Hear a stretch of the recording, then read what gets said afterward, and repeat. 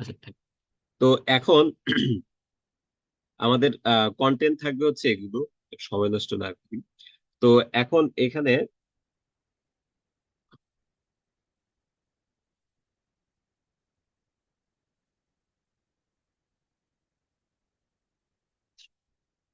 এটা হচ্ছে অ্যাপ্লিকেশন। হুম। তোমরা স্লাইডে যেটা দেখতেছো যে ট্রান্সফরমারের অ্যাপ্লিকেশন কোথায়, তো আমরা যদি দেখি যে ট্রান্সফরমারটা আসছে হচ্ছে ন্যাচারাল ল্যাঙ্গুয়েজ প্রসেসিং এ। এখন ন্যাচারাল ল্যাঙ্গুয়েজ প্রসেসিংটা আবার কি? যখনই কোনো কিছুতে প্রসেসিং থাকবে, তার মানে বুঝতে হবে যে ওই যে ডোমেনটা সেটার আহ সেটা নিয়ে একদম মানে টোটালি একটা অ্যানালাইসিস করা। যেমন ধরো সিগন্যাল প্রসেসিং, তার মানে হচ্ছে সিগন্যালকে অ্যাম্প্লিফাই করা, সিগন্যালকে নিয়ে স্টাডি করা, নতুন সিগন্যাল জেনারেট করা, সিগন্যালকে ট্রান্সফর্ম করা। তো সিমিলারলি যদি বলি ইমেজ প্রসেসিং, তার মানে হচ্ছে সেই ইমেজ নিয়ে স্টাডি করা, ইমেজকে বোঝার চেষ্টা করা, ইমেজের উপরে অপারেশন করা, যেটা তোমরা ফটোশপ ইলাস্ট্রেটর এতে করে থাকো, বা নতুন করে ইমেজ জেনারেট করা।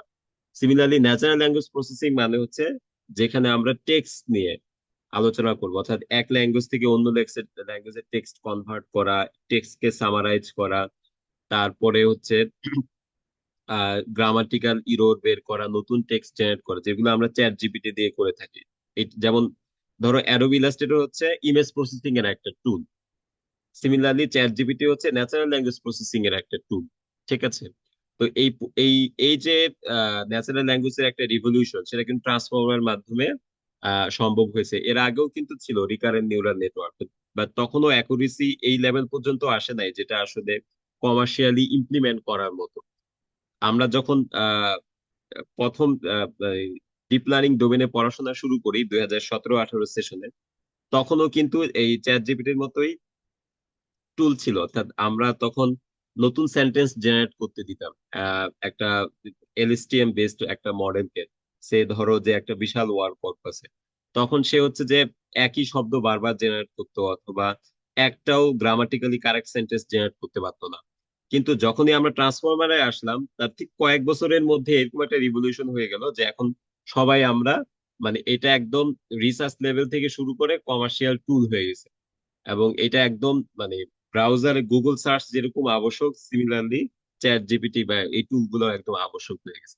তাহলে এই যে একটা রিভলিউশন, ট্রান্সফরমার আসছে 2017 সালে, এবং 2021 সালে হচ্ছে মাল্টি মোডালের বিষয়গুলো আসে, এবং তারপর 3 থেকে 4 বছরের মধ্যে একটা রিভলিউশন হয়ে গেছে শুধুমাত্র ট্রান্সফরমারের জন্য। তো যাই হোক, তো স্পিচ প্রসেসিং মানে হচ্ছে স্পিচ নিয়ে অ্যানালাইসিস করা। সিমিলারলি সিকোয়েন্স প্রসেসিং দেখতে পাচ্ছ, DNA, time series forecasting, multimodal. Multimodal মানে হচ্ছে টেক্সট, ইমেজ, ভিডিও অথবা স্পিচ, একইভাবে গ্রাফ। অর্থাৎ মানে যতগুলো ডোমেন আছে এখন সব ডোমেনেই কিন্তু ট্রান্সফরমার ব্যবহার করা হচ্ছে, এটা হচ্ছে ট্রান্সফরমার অ্যাপ্লিকেশন। কিন্তু সমস্যা হচ্ছে যে কম্পিউটার ভিশনে কি ট্রান্সফরমার ব্যবহার করা যাবে কিনা, সেটা দিয়ে আজকে আমরা দেখবো। দ্যাট মিনস আমরা যে আজকে ভীষণ ট্রান্সফরমার নিয়ে আলোচনা করবো, সেই পেপারটা আসছে হচ্ছে 2021 সালে। 2021 সালের আগ পর্যন্ত তখনও কিন্তু আমরা কনক্লুসিভলি বলতে পারতাম না যে ট্রান্সফরমারটা কম্পিউটার ভিশন ডোমেনে ব্যবহার করা যায় কিনা। এখন এর আগে আরেকটা কনসেপ্ট বুঝতে হবে যে যখন কোনো একটা ডোমেনে রিভলিউশন হয়, তখন কিন্তু ওই অ্যালগোরিদম বা ওই মডেল বা সিস্টেমটা শুধু ওই ডোমেনের মধ্যেই সীমাবদ্ধ থাকে না, অন্য ডোমেনেই চলে যায়। যেমন 2012 সালে হচ্ছে সিএনএন এর একটা রিভলিউশন হয়। তোমরা সবাই জানো হয়তোবা যে ILSVRC, ইমেজ নেট কম্পিটিশন, এবং সেখানে অ্যালেক্স নেট জয়লাভ করে। তখন সবাই আগে হচ্ছে আমরা সিফট দিয়ে বা অন্য ইমেজ প্রসেসিং অ্যালগোরিদম দিয়ে ইমেজ ক্লাসিফিকেশন বা অবজেক্ট ডিটেকশনের কাজগুলো করতাম। তো তারপরে 2012 সাল থেকেই হচ্ছে যে সবাই সিএনএন ব্যবহার করা শুরু করে।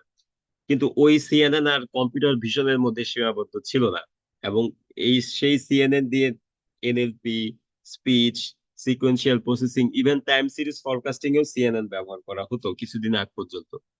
এরপরে 2017 সালে হচ্ছে ট্রান্সফরমারের রিভলিউশন হয়, এবং তারপরে অন্য সব ডোমেনে, যতগুলো কম্পিউটার সায়েন্সের ডোমেন আছে সব ডোমেনের অধিকাংশ এআই রিলেটেড প্রবলেমই এখন ট্রান্সফরমার দিয়ে করা হয়।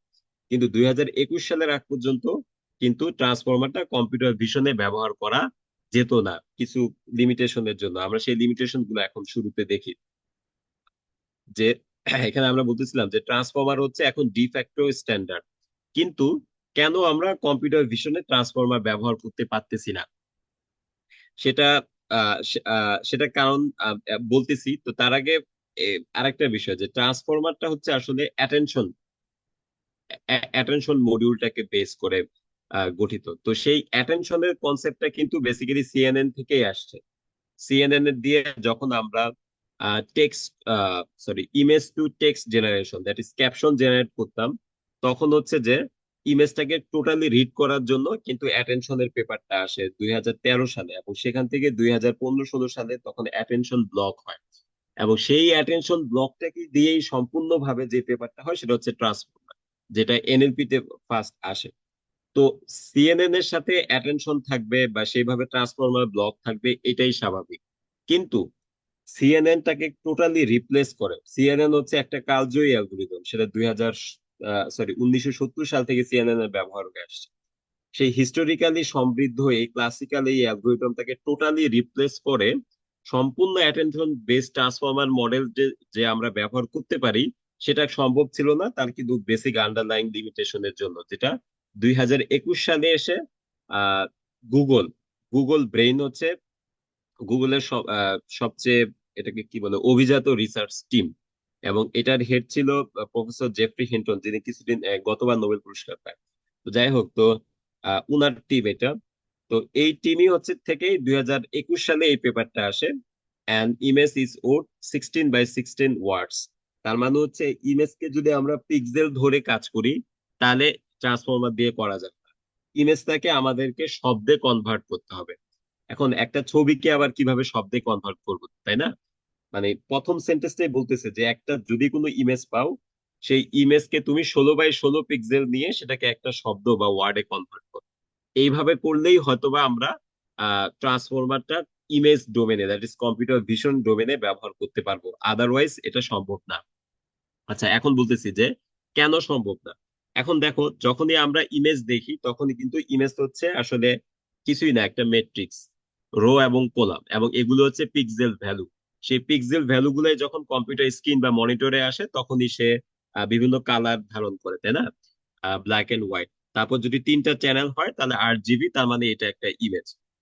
তো ইমেজ মানে হচ্ছে একটা ম্যাট্রিক্স, বিশেষ করে 2 ডিমেনশনাল ম্যাট্রিক্স, যদি আমরা 8 জিবির কথাটা বাদ দিই। এখন যখনই আমাদেরকে একটা 2D ইমেজ আমরা পাবো, তো এইখানে দেখো যে এই যে অবজেক্ট, এই ইমেজের মধ্যে কিন্তু আমাদের ইন্টারেস্টেড বিষয় হচ্ছে যে অবজেক্টটা সে ধারণ, যেমন টেক্সটের মধ্যে ইম্পর্টেন্ট বিষয় হচ্ছে যে তথ্যটা সে বহন করে, সিমিলারলি ইমেজের মধ্যে ইম্পর্টেন্ট বিষয় হচ্ছে যে অবজেক্টটাকে সে ধারণ করে। তো এখানে একটা আমরা ইমেজ দেখতে পাচ্ছি যেটার মধ্যে একটা অবজেক্ট হচ্ছে একটা মমি। তো ওই সেই অবজেক্টটা কিন্তু একটা ফিক্সড প্লেসে থাকে না, যেমন ধরো এটা স্থান পরিবর্তন করতেছে, তো এটাকে আমরা বলতেছি ট্রান্সলেশন। দ্যাট মিনস আমি এটাকে ট্রান্সলেট করলাম, ট্রান্সলেট করে ইনপুটে যে ইমেজটা আসবে সেই ইমেজে অবজেক্টে সবসময় একটা স্পেসিফিক স্থানেই থাকবে, সেটা তো কোনো নিশ্চয়তা নেই। তার মানে হচ্ছে যে ইনপুটে অবজেক্টটা ট্রান্সলেশন হতে পারে। ইনপুট ইমেজে আমাদের যে অবজেক্টটা থাকবে সেটা কিন্তু রোটেটও হতে পারে, সেটা ক্লকওয়াইজ হোক অথবা অ্যান্টি ক্লকওয়াইজ, তাই না? আবার সিমিলারলি সাইজও ভিন্ন হতে পারে, অর্থাৎ অবজেক্ট 1-2 পিক্সেল নিয়েও হবে, আবার দেখা যাচ্ছে ইমেজের সম্পূর্ণ অঞ্চল জুড়ে কিন্তু অবজেক্টটা থাকবে, এবং তার মধ্যে ইলুমিনেশন ভ্যারিয়েশনও হতে পারে। এখন সমস্যা হচ্ছে ট্রান্সফরমার যে অ্যাটেনশন মডিউলের উপর বেস করে গঠিত, সেটার কোনোটাই কিন্তু এই যে ইমেজের ডোমেনের যে স্বতন্ত্র বৈশিষ্ট্য বা ফিচার, সে একটাকেও সে হ্যান্ডেল করতে পারে না। এই জন্যই হচ্ছে শুধুমাত্র অ্যাটেনশন পর্যন্ত আমরা সীমাবদ্ধ ছিলাম, বাট কমপ্লিটলি অ্যাটেনশন দিয়ে যে ট্রান্সফরমার ব্লক, সেটা আমরা সিএনএন এই ক্লাসিক্যাল অ্যালগরিদমকে রিপ্লেস করব, সেটা আমরা চিন্তাও করতে পারতাম না। ঠিক আছে, এখন দেখো যে সিএনএন কেন সফল ইমেজ ডোমেনের এই ইমেজ প্রসেসিং বা কম্পিউটার ভিশনের অ্যালগরিদম গুলো বিল্ড করার জন্য। তার কারণ হচ্ছে সিএনএন কিন্তু বেসিক্যালি একটা 2D আর্কিটেকচার, তাই না? আমরা যখন পড়তেছিলাম যে এটা একটা ফিল্টার, K/K ফিল্টার, নর্মালি আমরা স্কোয়ার সাইজই নেই, 1/1 অথবা 3/3 অথবা 5/5 অড সংখ্যক। তো এটা তো 2D, আর ইমেজও হচ্ছে আমাদের 2D, black and white image হচ্ছে আমাদের 2D। তাহলে 2D ইনপুট, র ইনপুটকে হ্যান্ডেল করার জন্য আমার যে অ্যালগোরিদমটা দরকার সেটাই যদি বাই ন্যাচারাল 2D হয়, তাহলে তো সেটা পারফেক্ট, তাই না? তারপরে দেখো যে এটা হচ্ছে নেভারহুড আর্কিটেকচার। এখন আরেকটা বিষয় কি, যখনই আমি কোনো ইমেজ তোমাকে দিব, সে এই ইমেজটা, ইমেজের খুব অল্প অঞ্চল জুড়ে কিন্তু আমাদের তথ্য আছে, দ্যাট ইজ অবজেক্ট, আর বাদ বাকি অঞ্চলটা হচ্ছে আমাদের ব্যাকগ্রাউন্ড। সো আমরা যদি এরকম কোনো অ্যালগোরিদম দেই যে অ্যালগোরিদমটা ইমেজের সবগুলো পিক্সেল নিয়ে কাজ করবে, তাহলে সেটা তো আসলে কম্পিউটেশনালি ইফিশিয়েন্ট না। আমরা শুধুমাত্র ওইটুকু স্থানে যেতে চাই যেটুকু স্থানে আমাদের অবজেক্টটা থাকবে। তো সিএনএন এর সুবিধা হচ্ছে যে সিএনএন নেবারহুড আর্কিটেকচারে কাজ করে লোকালি। ঠিক আছে, সিএনএনটা কিন্তু একটা কার্নেল, এবং এটা কিন্তু স্ক্যান করে, যেটাকে আমরা রাস্টার স্ক্যান বলি। সো ওই স্ক্যান করে সম্পূর্ণ ইমেজটাকে শেষ করতেছে, মানে কমপ্লিট করতেছে। ও কিন্তু একবারে সবগুলো পিক্সেল নিচ্ছে না। তো তাহলে বিষয়টা হচ্ছে যে সিএনএন বাই ডিফল্ট লোকাল, এটা 2D নেবারহুড আর্কিটেকচারে কাজ করে, যেটা টোটালি আমাদের ইমেজের সাথে মিলে যাচ্ছে। এরপরে আরেকটা বিষয়, যে যখনই আমরা কম্পিউটার ভিশন বা ইমেজ ডোমেনে কাজ করবো, যে যে কোনো প্রবলেমই হোক, image classification, object detection, object classification, object segmentation, semantic segmentation, pose estimation, যে প্রবলেমগুলো ভিশনে আছে, এই সবগুলোর ক্ষেত্রেই কিন্তু ইনপুট ইমেজকে মানে আমাদের যে অ্যালগোরিদমটা বিল্ড করব সেটাকে রোবাস্ট হওয়া লাগবে। কোন বিষয়ে রোবাস্ট? তাকে ট্রান্সলেশন ইনভেরিয়েন্ট হওয়া লাগবে, দ্যাট ইজ অবজেক্টটা ইমেজের যে কোনো পজিশনে থাকুক না কেন, অবজেক্টকে পারফেক্টলি আইডেন্টিফাই করতে হবে। এখন একটা ফেস যদি দেখা যাচ্ছে ইমেজের লেফট সাইডে থাকে, তাহলে ওকে আমি ডিটেক্ট করতে পারলাম, আইডেন্টিফাই করতে পারলাম, অথেন্টিকেট করতে পারলাম, বাট রাইট সাইডে থাকলে অথেন্টিকেট করতে পারবো না, তাহলে তো সেই অ্যালগোরিদমে আমাদের কোনো প্রয়োজন নেই, তাই না? তো যাই হোক, এরপরে এখন একটা ফেস, সেটা যদি দেখা যাচ্ছে 50 ডিগ্রি রোটেট করে ক্লক ওয়াইজ অথবা কাউন্টার ক্লক ওয়াইজ, তাহলে অ্যালগোরিদম যদি ফেল করে, তাহলে তো আমাদের সেই অ্যালগোরিদমের দরকার নেই। তাহলে আমরা এরকম একটা অ্যালগোরিদম বিল্ড করতে চাই যে অ্যালগোরিদমটা translation, rotation, size, as well as illumination invariant হবে। ইনভ্যারিয়েন্স মানে হচ্ছে ইনপুট যদি চেঞ্জও হয় আউটপুট চেঞ্জ হবে না, এটাকে বলে ইনভ্যারিয়েন্স। আরেকটা টার্ম আছে, সেটা হচ্ছে ইকুইভ্যারিয়েন্স, দ্যাট ইজ ইনপুট যদি চেঞ্জ হয় তাহলে আউটপুট একইভাবে চেঞ্জ হবে। তো যাই হোক, তো এখন যে বিষয়টা হচ্ছে সিএনএন, যে কোনো একটা অ্যালগোরিদমকে যদি কম্পিউটার ভিশনে অ্যাকসেপ্টেবল হতে হয়, রোবাস্ট হতে হয়, তাহলে তাকে এই সব প্রকার ভ্যারিয়েন্স কে হ্যান্ডেল করার অ্যাবিলিটি থাকতে হবে, যেটা সিএনএন এর মধ্যে আছে। সিএনএন হচ্ছে ট্রান্সলেশন ইকুইভ্যারিয়েন্স, এবং একই সাথে এটা ট্রান্সলেশন ইনভ্যারিয়েন্স। ওকে, আচ্ছা, ট্রান্সলেশন ইনভেরিয়েন্ট কিভাবে? এই যে আমাদের সিএনএন, তো সিএনএন হচ্ছে যে কার্নেলটা, সেই কার্নেলটা তো হচ্ছে এই ইমেজটাকে রাস্টার স্ক্যান করবে, এবং স্ক্যান করে সে এই অবজেক্টটা ডিটেক্ট করতে পারলো। এখন যদি এখন ট্রান্সলেশন চেঞ্জ হয়, এরকম একটা ইমেজ দেয়, তাহলে কি সিএনএন এটাকে ডিটেক্ট করতে পারবে? উত্তর হচ্ছে যে পারবে। কিভাবে পারবে দেখো, যে আমরা, যদি তোমরা রেজনেট পড়ে থাকো অথবা ভিজিজি কোর্স, বিভিন্ন সিএনএন আর্কিটেকচার পড়ছো, তো ফার্স্ট লেয়ারে আমাদের হচ্ছে কার্নেল থাকলো, এরপরে সে কিন্তু একটা আমাদেরকে আউটপুট ফিচার ম্যাপ দিবে। সেকেন্ড লেয়ারটা কিন্তু সেই আউটপুট ফিচার ম্যাপটাকেই নিচ্ছে। তো এইভাবে আমাদের যেই রিসেপটিভ ফিল্ড সেটা কিন্তু আস্তে আস্তে বড় হচ্ছে। তো রিসেপটিভ ফিল্ডের মাধ্যমে কিন্তু লাস্টের দিকে লেয়ার গুলো সম্পূর্ণ ইমেজটাকেই দেখতে পায়, যদিও প্রথম দিকের ইমেজটা শুধু, যদি কার্নেল 3 বাই হয় তাহলে 3 বাই 3, বা দ্বিতীয় লেয়ারের একটা কার্নেল কিন্তু ইনপুটের 5 বাই 5 কে দেখতে পায়, যেটাকে রিসেপটিভ ফিল্ড বলে। আর আরেকটা বিষয় হচ্ছে যে প্রত্যেকটা সিএনএন এ কিন্তু আমরা ম্যাক্স পুলিং ব্যবহার করি। তাহলে ম্যাক্স পুলিং ব্যবহার করলে কি হবে দেখো, ম্যাক্স পুলিং এ আমি তোমাকে 4টা সংখ্যা দিয়ে বললাম যে সবচেয়ে বড় কোনটা সেটা বের করে দাও, তাই না? এটা তো ম্যাক্স পুল, মানে ম্যাক্সিমাম করে। এখন বড় সংখ্যাটা যদি প্রথম স্থানেও থাকে, তাহলেও সে যে রেজাল্টটা দিবে, বড় সংখ্যাটা যদি চতুর্থ স্থানেও থাকে, তাহলেও সে একই রেজাল্ট দিবে, কারণ সে তো আসলে 4টা সংখ্যার মধ্যে বড়টা বের করতেছে। তো এটা কোন পজিশনে থাকলো ডাজেন্ট ম্যাটার। সিমিলারলি আমরা যখন ম্যাক্স পুলিং ব্যবহার করি সিএনএন এ, তাহলে তো লাস্টের দিকে আমরা যে ম্যাক্স পুলিং বা এভারেজ পুলিং করি, তখন তো আমার সবগুলা লেয়ার শেষে যে আউটপুট ফিচার ম্যাপটা থাকে, সেখান থেকে ম্যাক্সিমাম নিলে অবজেক্টটা যেখানেই থাকুক না কেন, কারণ অবজেক্ট যেখানে আছে, ফিচার ম্যাপের রেজাল্ট তো সেখানে বেশি, ভ্যালুটা বেশি, আর ব্যাকগ্রাউন্ডে ভ্যালুটা কম, নেগেটিভ হয়। তো এখন আমার যেখানেই ভ্যালু থাকবে আমি তো সেটাকে পিক করব, নেগেটিভটা ফেলে দিয়ে বা লোয়েস্টটা ফেলে দিয়ে। তো এইভাবে সিএনএন হচ্ছে আমাদের ট্রান্সলেশন ইনভ্যারিয়েন্স। বাট বাট সব সময় না, যদি কার্নেল সাইজ ছোট হয় এবং ম্যাক্স পুলিং কম থাকে, তখন সে ট্রান্সলেশন ইনভেরিয়েন্ট না, বাট তখন সে ট্রান্সলেশন ইকুইভ্যারিয়েন্ট। এই দুইটাই হচ্ছে আমাদের ইমেজ এর যে টাস্ক গুলো আমরা নর্মালি সম্পন্ন করে থাকি, like image classification, object detection, এগুলোর জন্য পারফেক্ট। এই জন্যই হচ্ছে সিএনএন এত প্রায় গত অর্ধ শতাব্দী ধরে সিএনএন তার রাজত্ব বজায় করে রাখছে। বাট আমরা এই যে এই পেপারটা দেখবো, সেখান থেকে সিএনএন এর পতন শুরু, এবং ট্রান্সফরমার যেটা এনএলপি সহ আরো অন্য যে ডোমেন গুলো আছে সব ডোমেনে বিজয়ী হয়ে আসছে, তারাও এখন সম্পূর্ণভাবে কম্পিউটার ভিশন ডোমেনে অ্যাক্সেস করলো আর কি, যে কোনো সিএনএন লাগবে না। এক ট্রান্সফরমার দিয়ে আমরা কম্পিউটার ভিশন ডোমেনের যে টাস্ক গুলো আছে সবগুলো আমরা মানে ইফেক্টিভলি এবং হাই পারফরমেন্সে এটাকে আমরা মানে করতে পারবো। আচ্ছা, এখন ট্রান্সফরমারের সমস্যাটা কি দেখো। ট্রান্সফরমারের কোনো ইন্ডাকটিভ বায়াস নেই। এখন ইন্ডাকটিভ বায়াস কি জিনিস? ইন্ডাকটিভ বায়াস মানে হচ্ছে ব্যাকগ্রাউন্ড ইনফরমেশন, ঠিক আছে? সে সিএনএন হচ্ছে ইমেজ হ্যান্ডেল করে।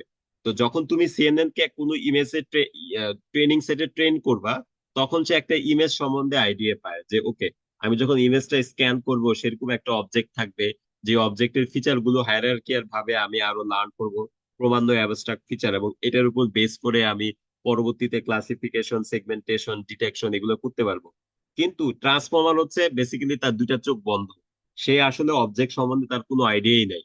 তার কারণ হচ্ছে ট্রান্সফর্মার বেসিক্যালি লোকালি কাজ করে না, ট্রান্সফর্মার কাজ করে হচ্ছে গ্লোবালি। তো যেহেতু ট্রান্সফর্মারের কোনো ইন্ডাকটিভ বায়াস নাই, দ্যাট ইজ অবজেক্ট সম্বন্ধে তার কোনো প্রায়র নলেজ নাই, মানে এজন্যই তো ট্রান্সফর্মার তো ইমেজেও কাজ, সরি টেক্সটেও কাজ করে, সিকোয়েন্সিয়াল ওয়ান ডিমেনশনাল ডেটাতে কাজ করে, গ্রাফে কাজ করতেছে, ভিডিওতে কাজ করতেছে। তো মানে ইমেজ সম্বন্ধে ওর কোনো আইডিয়া নেই। বাট সিএনএনটা তো বেসিক্যালি ইমেজের জন্যই ইফেক্টিভ। তো ট্রান্সফরমারের যেহেতু কোনো প্রায়র নলেজ নাই ইমেজ সম্পর্কে, তো ওকে ইমেজ স্পেসিফিক ইনফরমেশন দেওয়ার জন্য আমাকে প্রচুর পরিমাণ ডেটা দিতে হবে। তার মানে এটা একটা হিউজ ডেটা হাংরি, এবং এটা মানে পর্যাপ্ত পরিমাণ ডেটা না দিলে ট্রান্সফরমার ইমেজ ডোমেনে কাজ করবে না। এক নম্বর সমস্যা। দুই নম্বর সমস্যা হচ্ছে ট্রান্সফরমার গ্লোবালি কাজ করে। এখন ইমেজ কিন্তু গ্লোবালি কাজ করার জন্য না। গ্লোবালি কাজ করার জন্য ভালো হচ্ছে সিগন্যাল অথবা টেক্সট, যেখানে প্রত্যেকটা ওয়ার্ডই ইম্পর্টেন্ট। কিন্তু ইমেজে কি আমাদের মানে ব্যাকগ্রাউন্ড দরকার আছে? সে নর্মালি কি হয়, লেটস সে আমি একটা সিম্পল ইমেজ রিকগনিশন অ্যালগোরিদম হচ্ছে ফেস রিকগনিশন অ্যালগোরিদম, রাইট?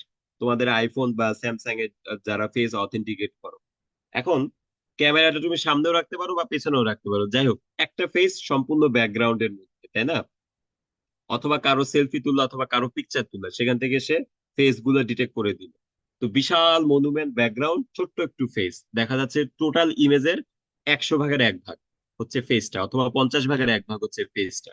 তারপরেও সে কিন্তু ডিটেক্ট করতে পারে সিএনএন। এখন তাহলে এইখানে তো শুধু ফেসটা হচ্ছে আমার ইম্পর্টেন্ট, আর ব্যাকগ্রাউন্ড যে 49% সেটা তো আমার ইম্পর্টেন্ট না। তাহলে আমি যদি এখন এরকম কোন অ্যালগোরিদম ব্যবহার করি যেটা গ্লোবাল তথ্যের উপর বেস করে কাজ করে, তাহলে কি সমস্যা? যে ব্যাকগ্রাউন্ডে যেই মনুমেন্ট থাকবে বা এই যে পিক্সেল গুলো, এই পিক্সেল তো আমার প্রয়োজন নেই, আমার তো শুধু এই ফেসের পিক্সেল গুলো দরকার। এই জন্যই নেবারহুড বেসড লোকাল অ্যালগোরিদম গুলো পারফেক্ট। কিন্তু ট্রান্সফর্মার সমস্যা হচ্ছে যে সে global algorithm, that is image হলে ইমেজের সবগুলো পিক্সেল সে নিবে, সব যেখানে আমার সবগুলো পিক্সেল দরকার নেই। এটা এক নম্বর সমস্যা। দুই নম্বর হচ্ছে যে আহ কি বলে এটা, যে ইন্ডাকটিভ বায়াস তার ট্রান্সফরমারের মধ্যে কোনো প্রকার ইন্ডাকটিভ বায়াস নাই, তাকে ইন্ডাকটিভ বায়াস দিতে হলে প্রচুর পরিমাণ ডেটা দিতে হবে। আরেকটা সমস্যা হচ্ছে ট্রান্সফরমার সিকোয়েন্সিয়াল ডেটাতে কাজ করতে এক্সপার্ট, টু ডি ডেটাতে সে কাজ করে না। তো টু ডি ডেটাতে কাজ করবে না গ্লোবাল অ্যালগোরিদম, এবং ট্রান্সফরমারের ইন্ডাকটিভ বায়াস। বাট ট্রান্সফরমারের মধ্যে এমএলপি একটা লেয়ার থাকে যেটাতে কিছুটা ট্রান্সলেশন ইকুইভ্যালেন্স আছে, এটা একটা ভালো দিক। ওকে, তাহলে এখন দেখো যে ট্রান্সফরমারের মূল কম্পোনেন্ট হচ্ছে অ্যাটেনশন। যেমন সিএনএন এর মূল কম্পোনেন্ট হচ্ছে ফিল্টার, ঠিক আছে, ইমেজ ফিল্টার। সিমিলারলি ট্রান্সফরমারটা যার উপর বেস করে গঠিত সেটা হচ্ছে অ্যাটেনশন। অ্যাটেনশন অনেক প্রকারে আছে, সেলফ অ্যাটেনশন, ক্রস অ্যাটেনশন। তো এই অ্যাটেনশনের কম্পিউটেশনাল কমপ্লেক্সিটি হচ্ছে order of N square quadratic. তো যার ডেটা স্ট্রাকচার অ্যালগরিদম জানো যে কোয়াড্রেটিক প্রবলেম খুবই খারাপ, তাই না? এন এর বৃদ্ধির সাথে সাথে এটা আসলে কম্পিউটেশনালি ফিজিবল হয় না। তো এখন তাহলে আমাদের যদি আবার দেখো এন কি, এন হচ্ছে ইনপুট, যেটা আসলে প্রচন্ড মানে তুমি এখন কম্পিউটার ভিশনে কাজ করবা, দিনে দিনে তো আমাদের ইমেজের রেজুলেশন বৃদ্ধি পায়, তার মানে নাম্বার অফ পিক্সেল বৃদ্ধি পাচ্ছে। তো এরকম কোন অ্যালগোরিদম যেটা পিক্সেলের উপর ডিপেন্ড করে সেই অ্যালগোরিদম তো ইউজই করা যাবে না। তার মানে এটা 28 বাই 28 অথবা 256 বাই 256 ইমেজে কাজ করবে। যখন আমি একটা হাই রেজুলেশন ইমেজ দিব তখন সে আর কাজ করতে পারবে না, কারণ এন এর সংখ্যা বৃদ্ধি পাচ্ছে কোয়াড্রেটিক হারে, তাই না? সো আমাদের এরকম অ্যালগোরিদম খুঁজতে হবে যেটা ইমেজের র পিক্সেলের উপর ডিপেন্ড করবে না, ডিপেন্ড করবে অন্য কোনো ডিমেনশনের উপরে। বাট র পিক্সেলের উপর ডিপেন্ড করলে সেই অ্যালগোরিদম তো আসলে ইফেক্টিভ না। যেটা এখন ইফেক্টিভ, কিছুদিন পর আরো হাই রেজলিউশন ক্যামেরা আসলো, 4K, 8K, ওগুলাতে তো আর কাজ করবে না, তাই না? মানে সবকিছু মিলে মনে হচ্ছে যে ট্রান্সফরমার খুবই কম্পিউটেশনালি মানে কমপ্লেক্স ভীষণ ডোমেনের জন্য। কিরকম সে লেটস সে, এই যে আমি একটা এখানে ইমেজ দিলাম, ওকে? তো এই ইমেজটা হচ্ছে 1024 বাই 1024। তাহলে তাতে 1024 বাই 1024 যদি হয়, তাহলে তাহলে পিক্সেল কয়টা? উইথ আর হাইট, লেটস সে এটা তো বোঝাই যাচ্ছে যে এটা 8 জিবি না, এটা হচ্ছে ব্ল্যাক এন্ড হোয়াইট। তো ব্ল্যাক এন্ড হোয়াইটে উইথ আর হাইট কে গুণ করলেই তো আমি প্রত্যেকটা পিক্সেল পাবো। তাহলে 10⁶ বা 1 মিলিয়ন।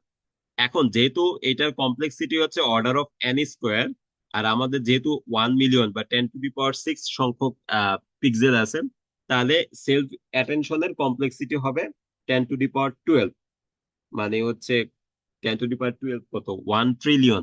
তাহলে 1 ট্রিলিয়ন অপারেশন যদি করতে হয় সিম্পল একটা মানে একটা ফরওয়ার্ড পাসের জন্য, তাহলে তো এটা আসলে মানে সবার হার্ডওয়্যারে পসিবল না, হয়তো বড় কোম্পানিগুলো পারবে। আর আমরা যারা হচ্ছে নর্মাল পিসি ল্যাপটপ ব্যবহার করি তাদের জন্য তো 1 ট্রিলিয়ন অপারেশন করা শুধুমাত্র একটা ফরওয়ার্ড পাসে, তারপর এটাকে বারবার ট্রেন করানো, এটা আসলে পসিবল না। বাট এখন ইমেজের সাইজ যদি ছোট হয়, সবচেয়ে ছোট ডেটা সেট হচ্ছে এমনিস্ট, যেটা হচ্ছে 28 বাই 28, তাহলে টোটাল পিক্সেল হচ্ছে 784টা। সেক্ষেত্রে যদি আমরা সেলফ অ্যাটেনশন করি তখন হচ্ছে 784 টাইমস, যেটা ফিজিবল। তো এখন বিষয় হচ্ছে যে ট্রান্সফরমারের আরেকটা সমস্যা হচ্ছে যে সেটা গ্লোবাল অ্যালগোরিদম, সো পিক্সেলের উপর ডিপেন্ড করে। আর পিক্সেলের তার মূল কম্পোনেন্ট সেলফ অ্যাটেনশনের কমপ্লেক্সিটি হচ্ছে অর্ডার অফ এন স্কোয়ার, এই জন্য যাচ্ছে না। এখন সলিউশনটা কি? 2018 সাল, দেখো 2017 সালে ট্রান্সফরমার আসছে, তারপর থেকে মানুষজন অ্যানালাইসিস করতেছে যে এইটা যেহেতু একটা অ্যালগোরিদম যেটা এনএলপি তে রিভলিউশন করে ফেলছে বা অন্য সব ডোমেনে রিভলিউশন হচ্ছে, কিভাবে আমরা এটাকে ইমেজ ডোমেনে নিয়ে আসতে পারি। ইমেজ ডোমেনে আনতে হলে ফার্স্ট যেটা আমাদের করতে হবে, তাকে 2D একটা স্ট্রাকচার দিতে হবে সিএনএন এর মতো, এবং তাকে একটা লোকাল নেবারহুড দিতে হবে। ট্রান্সফরমারকে যে অ্যাটেনশন, সেই অ্যাটেনশনটা আমাদের টোটাল সবগুলো পিক্সেল নিয়ে করা যাবে না, কারণ এটা তো আসলে ফিজিবল না। তো তারপরে আসলো যে হ্যাঁ, আমরা যখন কোয়েরি করব তখন আমরা একটা ব্লকের উপর কোয়েরি করব, এবং ব্লকের এই রেজাল্টটা আমরা একটা মেমোরির মধ্যে রাখবো, এবং সেই ব্লকটাও আবার এরকম 1D হতে পারে অথবা এরকম 2D হতে পারে। ঠিক আছে? তার মানে কি আমি প্ল্যান করলাম যে হ্যাঁ, আমি ওকে একটা লোকাল স্ট্রাকচার দিব, দ্যাট ইজ কোয়েরিটা আমি, কোয়েরি তো যে কোনো একটা, and এই কোয়েরি কম্পিউট হবে টোটাল সবগুলো পিক্সেলের উপরে না, শুধুমাত্র নেবারহুডের উপরে। তাহলে এক্ষেত্রে আমি এন এর পরিমাণটা কমায় ফেলতেছি। সো এন এর মান যদি অনেক বেশি কমে যায় তখন আর কোয়াড্রেটিক প্রবলেমটা থাকতেছে না। এই পেপারটা আসতে হচ্ছে 2018 সালে। ওকে, তাহলে এখন আমরা দেখি যে আমরা যদি ট্রান্সফরমারকে ভীষণ ডোমেনে ইউজ করতে চাই তাহলে আমরা এখন আহ কিভাবে করতে পারি। ওকে, আহ যে 2021 সালে যে পেপারটা আসলো, ভিআইটি, তো তারা হচ্ছে যে একটা প্রস্তাবনা দিছে যে প্রথমে আমাদের যেটা করতে হবে সেটা হচ্ছে এই যে এই লোকাল নেবারহুড পেতে হলে আমাদেরকে ইমেজটাকে প্যাচে ভাগ করতে হবে। ঠিক আছে? সো আমরা প্রথমে ইমেজটাকে বিভিন্ন প্যাচের মধ্যে ভাগ করে ফেলবো। সেকেন্ড, এই প্যাচ গুলাকে আমরা ফ্ল্যাটেন করবো। ফ্ল্যাটেন মানে হচ্ছে 2D বা 3D ভেক্টরকে টেনে আমরা এটাকে 1D তে কনভার্ট করে ফেলবো। এরপরে যেহেতু র পিক্সেল গুলো আমাদের দরকার নাই, আমাদের শুধু র পিক্সেলের মধ্যে যে অবজেক্ট বা যে তথ্যটা সেটা দরকার। সো এটাকে আমরা প্রজেক্ট করতে পারি লো ডিমেনশনে। লো ডিমেনশনে প্রজেক্ট করতে হলে একটা ম্যাট্রিক্স মাল্টিপ্লিকেশন করতে হবে। আচ্ছা, তারপরে হচ্ছে যে ক্লাস তথ্য দিতে হবে যে এটা আসলে কিসের ইনফরমেশন, মানে সুপারভাইজ লার্নিং এর জন্য। এরপরে পজিশনের ইনফরমেশনটা ফিট করা লাগবে। এরপরে হচ্ছে যে এটা হচ্ছে আমাদের প্রি প্রসেসিং, প্রথম পাঁচটা। এই পরিমাণ প্রি প্রসেস যদি করা যায় তাহলে আমরা একটা ট্রান্সফরমারের এনকোডারের মধ্যে এই তথ্যগুলো আমরা দিয়ে দিব। ওকে, এরপরে যেটা আরেকটা সমস্যা সেটা হচ্ছে যে একটু আগে বলছিলাম যে ইন্ডাকটিভ বায়াস নাই। সো ইন্ডাকটিভ বায়াসের জন্য আমাদেরকে এরকে হিউজ পরিমাণ ডেটা সেটে ট্রেন করতে হবে, এবং তারপরে যেই ডেটা সেটে আমরা টেস্ট করব ওই ডেটা সেটকে আবার ফাইন টিউন করা লাগবে। সিএনএন এর কিন্তু ওই সমস্যা নাই।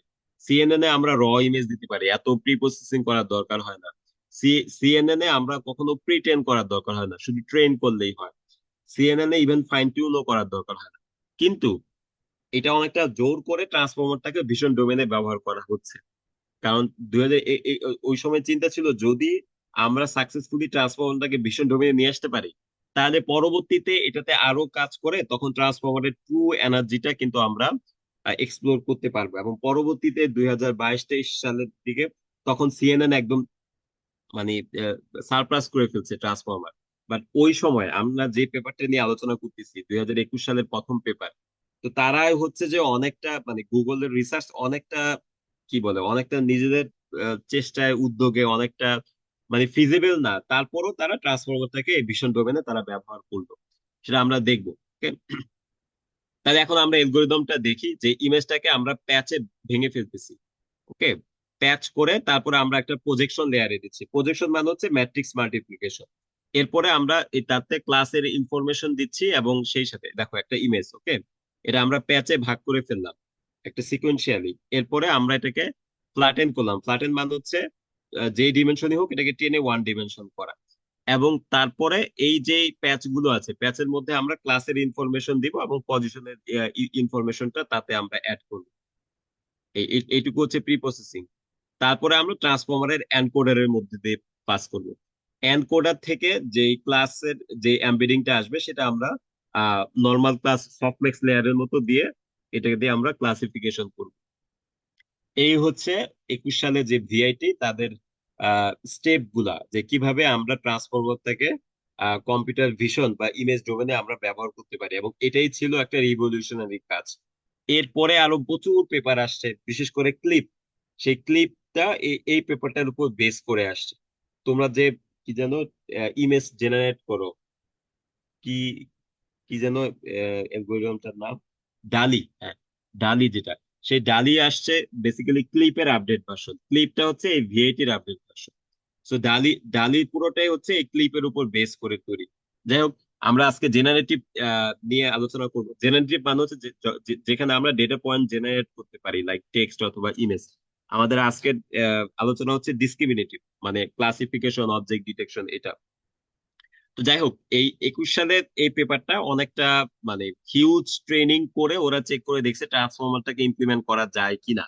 তো এই পেপারের সাকসেসটা হচ্ছে হ্যাঁ, সিএনএন প্রায় অর্ধ শতাব্দীর সমাদৃত অ্যালগরিদমটাকে রিপ্লেস করে ট্রান্সফরমারটা কম্পিউটার ভিশন ডোমেনে ব্যবহার করা যায়।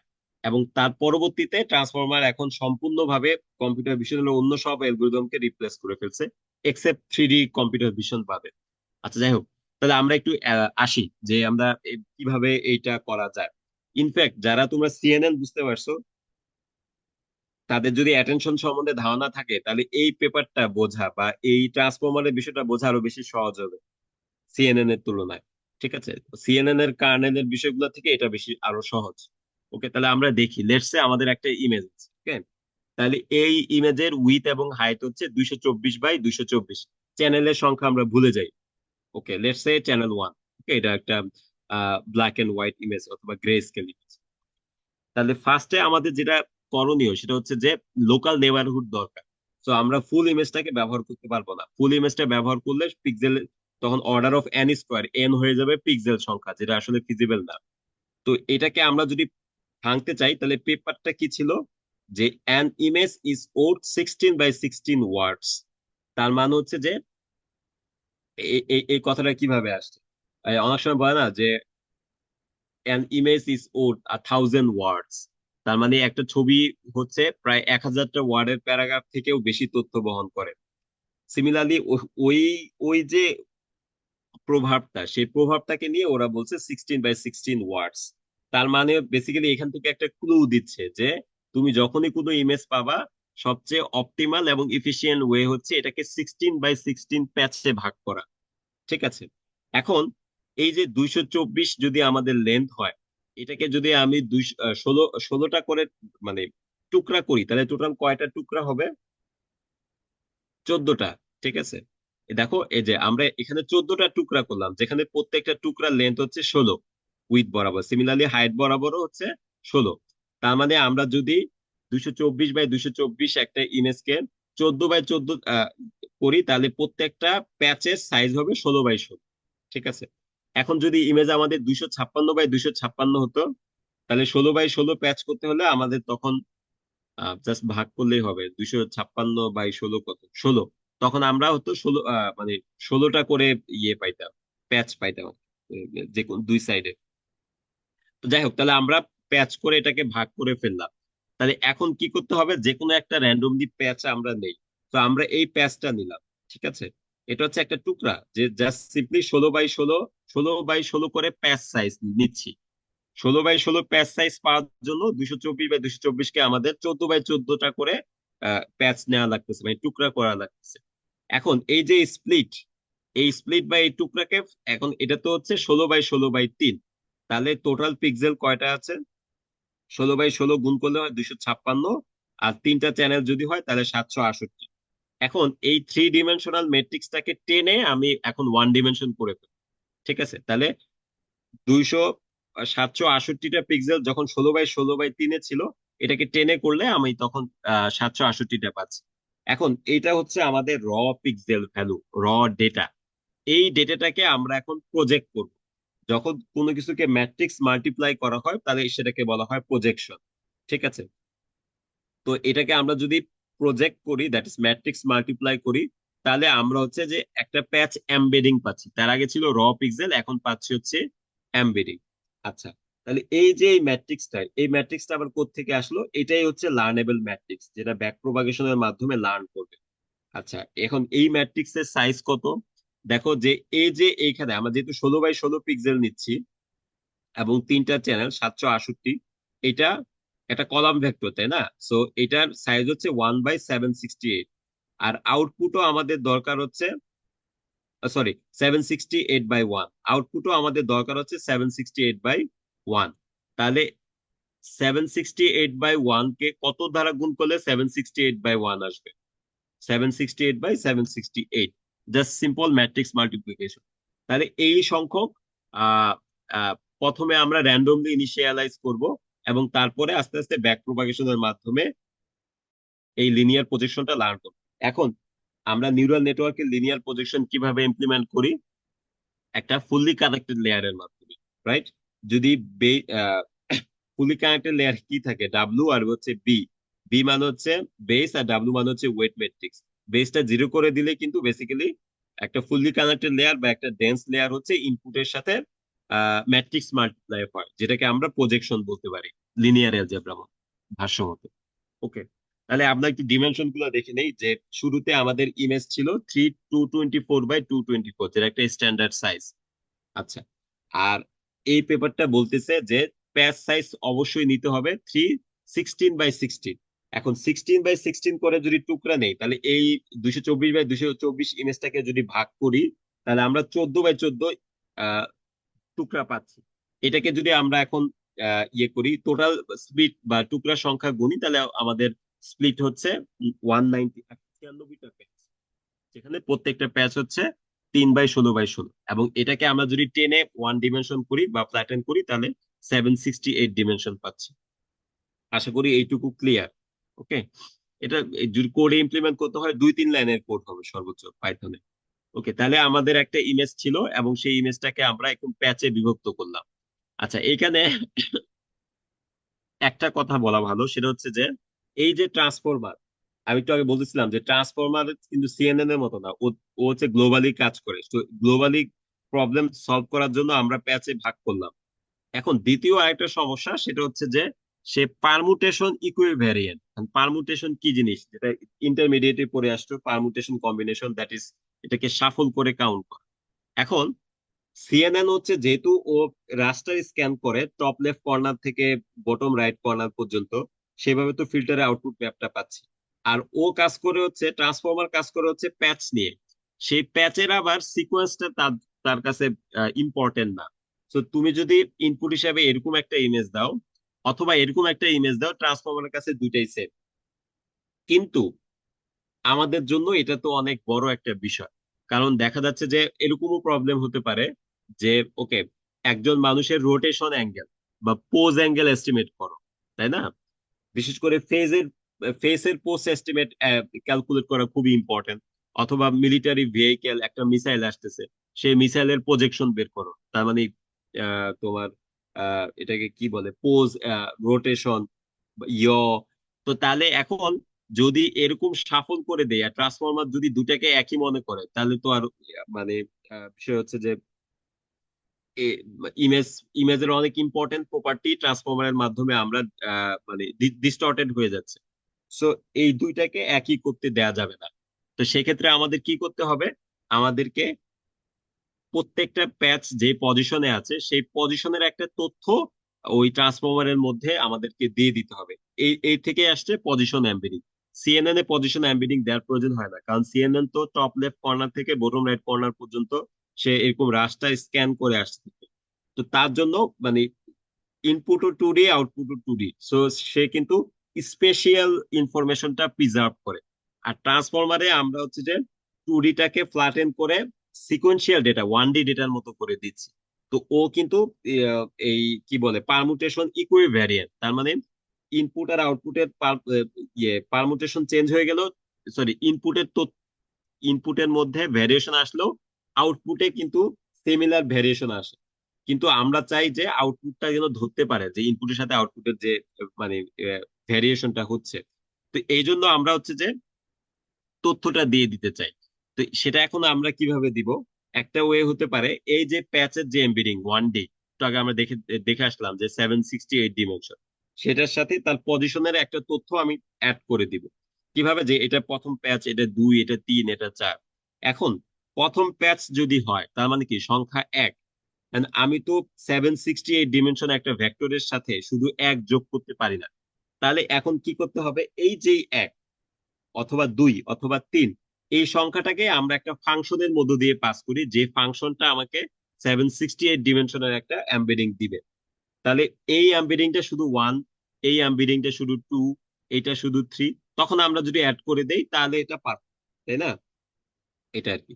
সো এখন অনেকভাবেই কিন্তু আমরা এই পজিশনাল এমবেডিং জেনারেট করতে পারি। একটা কমন বিষয় হতে পারে লুকআপ টেবিল, লাইক ডিকশনারি। ডিকশনারিতে একটা ওয়ার্ড থাকে এবং সেই ওয়ার্ডের সাথে সেই ওয়ার্ডের মিনিং থাকে বা কোনো একটা তথ্য থাকে। সিমিলারলি আমাদের একটা প্যাচ থাকবে এবং সেই প্যাচের সাথে তার পজিশনাল এমবেডিং 768 ডিমেনশনের একটা ভ্যালু থাকবে। এখন আমরা কি করব?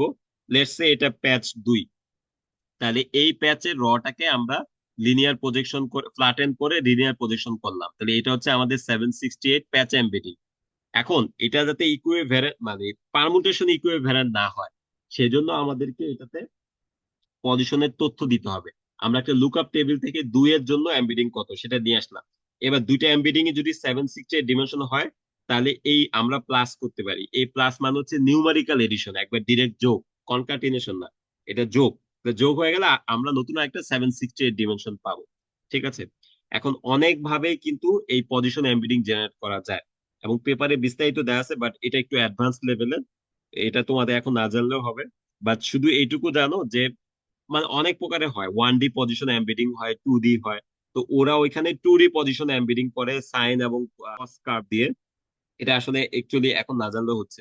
জাস্ট আমি একটা কমন জিনিস বললাম যে লুকআপ টেবিল থেকেও করা যায়, বাট অফকোর্স তারা আরো অনেক ফ্যান্সি অ্যালগরিদম ব্যবহার করছে, লুকআপ টেবিল না। এবং তারা যেটা, যেমন এটা হচ্ছে 1D পজিশন এমবেডিং তারা ব্যবহার করে। আচ্ছা, এটা একটা গেল। তো আমরা এভাবে যেভাবেই হোক ওরা যে ফাংশনটা ব্যবহার করে সেই ফাংশনের মাধ্যমে 1D পজিশনাল এমবেডিং দিয়ে প্যাচের সাথে যোগ করে দিব। এখন আরেকটা সমস্যা হচ্ছে ক্লাসের ইনফরমেশন থাকবে না, কারণ অ্যাটেনশন হচ্ছে কম্পেয়ার করা, cos theta, that is similarity বের করা। এখন যখন আমি বিভিন্ন প্যাচের মধ্যে সিমিলারিটি বের করব, তখন তো ক্লাসের তথ্যটা থাকে না, যেটা সিএনএন এর মধ্যে আমরা পাই। সিএনএন ডিসক্রিমিনেটিভ ফিচার এক্সট্রাক্ট করে, বা ট্রান্সফর্মার হচ্ছে রিলেশনাল, সে হচ্ছে দুইটা প্যাচের মধ্যে সম্পর্কটা বের করে। তো আমাদেরকে ক্লাসের তথ্যটা দিতে হবে যাতে করে এই তথ্যটার উপর বেস করে আমি পরবর্তীতে ক্লাসিফিকেশন, সেগমেন্টেশন, পোজ এস্টিমেশন সহ আরো যে ধরনের টাস্ক গুলো আছে সেটা আমরা সম্পূর্ণ করতে পারি। তো এখন ক্লাসের এমবেডিংটা কিভাবে দিব? এখানেও কিন্তু দুইটা সলিউশন সম্ভব। একটা হচ্ছে প্রত্যেকটা প্যাচের সাথে আমরা অ্যাড করে দিব। কিন্তু প্রত্যেকটা প্যাচের সাথে যদি আবার অ্যাড করে দিই তাহলে প্যাচের তথ্যটাই কিন্তু নষ্ট হয়ে যাচ্ছে, তাই না? একবার পজিশনের তথ্য দিলাম, এখন ক্লাসের তথ্য যদি অ্যাড করি তাহলে মূল যেই পিক্সেল, সেই পিক্সেলের তথ্যই তো হারিয়ে যাওয়ার ভয় আছে। এই জন্য ওরা চিন্তা করলো তাহলে একটা কাজ করা যাক, এই টোকেন গুলো হচ্ছে ইমেজ থেকে আসছে, তাই না? 224 বাই 224 ইমেজে আমরা 196টা প্যাচ পাই 16 বাই 16 ডিমেনশনে। ওকে, তার সাথে যদি আমরা আরেকটা প্যাচ, মানে এটা তো বেসিক্যালি প্রজেক্ট করার পরে 768 ডিমেনশন হলো, আরেকটা 768 ডিমেনশনের একটা আমরা নিজেরা জেনারেট করে দিব একটা প্যাচ, যেটা আসলে ক্লাসের টোকেন হিসাবে কাজ করবে। ওকে, তাহলে এই এই যখনই আমরা এই টোকেনটা দেখব, সেই টোকেনটা আসলে আমাদের ক্লাসের তথ্যটা বহন করবে। ওকে, এই ছিল আমাদের আইডিয়া। তাহলে এখন দেখি, এই যে হচ্ছে আমাদের একটা ইনপুট ইমেজ, এটাকে আমরা 16 বাই 16 প্যাচে ভাগ করতেছি। তো 224 বাই 224 হলে এই পাশে আমাদের 14টা প্যাচ পাবো, এই পাশে 14টা পাবো। তার মানে হচ্ছে টোটাল, এটাকে যদি আবার আমি সিকোয়েন্সিয়ালি রাখি তাহলে আমি 196টা প্যাচ পাচ্ছি। Okay? এখন এই 196টা প্যাচ, প্রত্যেকটা প্যাচ তো এখন কত, 16 বাই 16 বাই 3। এটাকে ফ্ল্যাটেন করার পরে আমি একটা ওয়েট দিয়ে প্রজেক্ট করলাম ডেন্স লেয়ারের মাধ্যমে। তো প্রজেক্ট করার পরে এখন পাচ্ছি কয়টা, 196টা 768 ডিমেনশন। ভালো কথা, প্রত্যেকটা 768 ডিমেনশন। বাট পারমুটেশন ইকুইভ্যালেন্স এই প্রবলেম সলভ করার জন্য আমি তাকে পজিশনের তথ্যটা দিলাম। এই পজিশনের তথ্যটা কিভাবে পাইলাম, একটা ফাংশনের মাধ্যমে, শুধু লুকআপ টেবিল না, ফাংশন। ফাংশনটা এটা মানে কস এবং সাইন ফাংশনের সমন্বয়ে একটা ফাংশন, এটা ওরা জেনারেট করছে। তো সেই ফাংশনটাকে আমরা যখন তথ্যটা দিব, লাইক প্যাচ 1 সংখ্যা 1, তখন ফাংশন হচ্ছে আমার জন্য 768 ডিমেনশনে একটা ভেক্টর দিয়ে দিবে। পজিশন 2 সে আমাকে এই ভেক্টরটা দিবে, তারপর আমি নিউমারিক্যালি অ্যাড করলাম, তাহলে ফাইনালি আমি 196টা পেলাম, প্রত্যেকটা 768 ডিমেনশন। আর একটা সমস্যা হচ্ছে ক্লাসের তথ্য নাই, সেজন্য আমি নতুন করে একটা এমবেডিং জেনারেট করলাম, ক্লাস টোকেন। এখন সেই সেই ক্লাস টোকেনকে আবার এ- এ- এই ক্লাস টোকেনটা আবার লার্নেবল। ঠিক আছে, সো এটাও লিনিয়ারলি প্রজেকশনের মধ্য দিয়ে যাবে। তো এই লিনিয়ার প্রজেকশনটা যদি আমি এটার সাথে কনকার্টিনেট করব, এবার কিন্তু নিউমেরিক্যাল অ্যাড না, কনকার্টিনেট। সো কনকার্টিনেট করলে 196টা ছিল, এখন 197টা। তো ফাইনালি যেটা পাচ্ছি, 224 বাই 224 ইমেজ থেকে 197টা টোকেন, প্রত্যেকটা টোকেন হচ্ছে 768 ডিমেনশন। এই হচ্ছে আমাদের ইনপুট। এখন এটা রেডি ট্রান্সফরমারের মধ্যে দিয়ে যাওয়ার জন্য। ওকে, আচ্ছা, এখন এইখানে, এখন আমরা যদি ট্রান্সফর্মার করতে হয় তাহলে এটা জানার জন্য আমাদেরকে অ্যাটেনশন কি, অ্যাটেনশন লেয়ার কি, সেলফ অ্যাটেনশন কি, মাল্টি এর সেলফ অ্যাটেনশন কি, ট্রান্সফর্মার ব্লক কি, এইসব জানতে হবে। ঠিক আছে, এইগুলা হচ্ছে যে আজকের আলোচনার বিষয় না, বাট এটা নিয়ে আর কিছুদিন আগে আমি একটা ওয়েবিনিয়ার করছিলাম, যেটা এখানে পাবা। এইখানে আমি এগুলো বিস্তারিত আলোচনা মানে বিস্তারিত আলোচনা করছিলাম। আর তাছাড়া অনলাইনে ইউটিউবে এবং হাজারো ভিডিও পাওয়া, যেখানে এই বিষয়গুলো আছে। যাই হোক, তো ওভারঅল যেটা হচ্ছে যে এখন আপাতত এটাকে একটা ব্ল্যাক বক্স ধরে নাও, পরে যখন আরো স্টাডি করবা তখন বিষয়গুলো ক্লিয়ার হয়ে যাবে। তো এইটা হচ্ছে আমাদের ট্রান্সফরমারের কনসেপ্টটা আসছে 2017 সালে। শুরুতে আমাদের এই সিমিলারলি আমাদের এমবেডিংটা থাকবে, আমরা একটা নর্মালাইজেশন দিয়ে পাঠাবো, এই নর্মালাইজেশনটা হচ্ছে L2 নর্ম। তারপরে সে একটা মাল্টি হেড সেল অ্যাটেনশনের মধ্য দিয়ে যাবে, আর এটা হচ্ছে স্কিপ কানেকশন, যেটা আমরা রেজনেতে করছি। তারপর আবার L2 নর্ম, এরপর এমএলটি। এমএলপি মানে হচ্ছে মাল্টি লেয়ার পারসেপট্রন, মানে জাস্ট সিম্পল নিউরাল নেটওয়ার্ক। তারপরে আবার সে রেসিডুয়াল কানেক্ট রেসিডুয়াল কানেকশন থাকবে, এবং তারপরে আমরা ফাইনাল লেয়ার পাবো। এবং এখানে কোনো এমবেডিং চেঞ্জ হয় না। অর্থাৎ ইনপুটে যদি 768 ডিমেনশন দাও, আউটপুটও 768 পাবা। ইনপুটে যদি 197টা প্যাচ থাকে, আউটপুটও 197টা প্যাচ থাকবে, এখানে ডিমেনশন চেঞ্জ হবে না। এটা আর কি, এই জন্যই রেসিডুয়াল স্কিপ কানেকশনটা ইজিলি হতে পারতেছে। এগুলো কিন্তু, এই যে রেসিডুয়াল কানেকশন কিন্তু নিউমারিক কানেকশন। সো দুইটা সিমিলার ভেক্টর না হলে কিন্তু নিউমারিক্যালি অ্যাড করা যায় না। এটা আর কি। আর অ্যাটেনশনের কনসেপ্টটা কিরকম, এটা আমি এই যে এই ভিডিওতে আলোচনা করছি, বাট স্টিল একটু বোঝার জন্য। লেটস সে আমি ইমেজ থেকে ক্যাপশন জেনারেট করব। তাহলে ক্যাপশন জেনারেট করলে কি কি বলতে হবে, যে a mother is playing frisbee with her child probably. তাহলে এখন আমাদের এখানে অ্যাটেনশনটা কোথায় থাকবে, বেসিক্যালি অ্যাটেনশনটা দিতে হবে এই ফ্রিসবির প্রতি, তাই না? সিমিলারলি এখান থেকেও আমি যদি ক্যাপশন জেনারেট করি, তাহলে এগুলো তো সব ব্যাকগ্রাউন্ড ইনফরমেশন, ফ্লোর, তারপরে এখানে যে ড্রেপটা আছে, বাট আমাদের অ্যাটেনশন হওয়া উচিত এই যে অবজেক্টটা, সেই অবজেক্টটার প্রতি। সিমিলারলি এরকম যদি কোনো একটা ইমেজ থাকে, এই ইমেজের আমাদের অ্যাটেনশন হওয়া উচিত স্টপ সাইনের প্রতি। আর এই আকাশ, স্কাই, মেঘ বা এখানে গাছপালা দেখে তো ইয়ে নাই, মূল অবজেক্টটা হচ্ছে আমাদের এই স্টপ সাইনটা।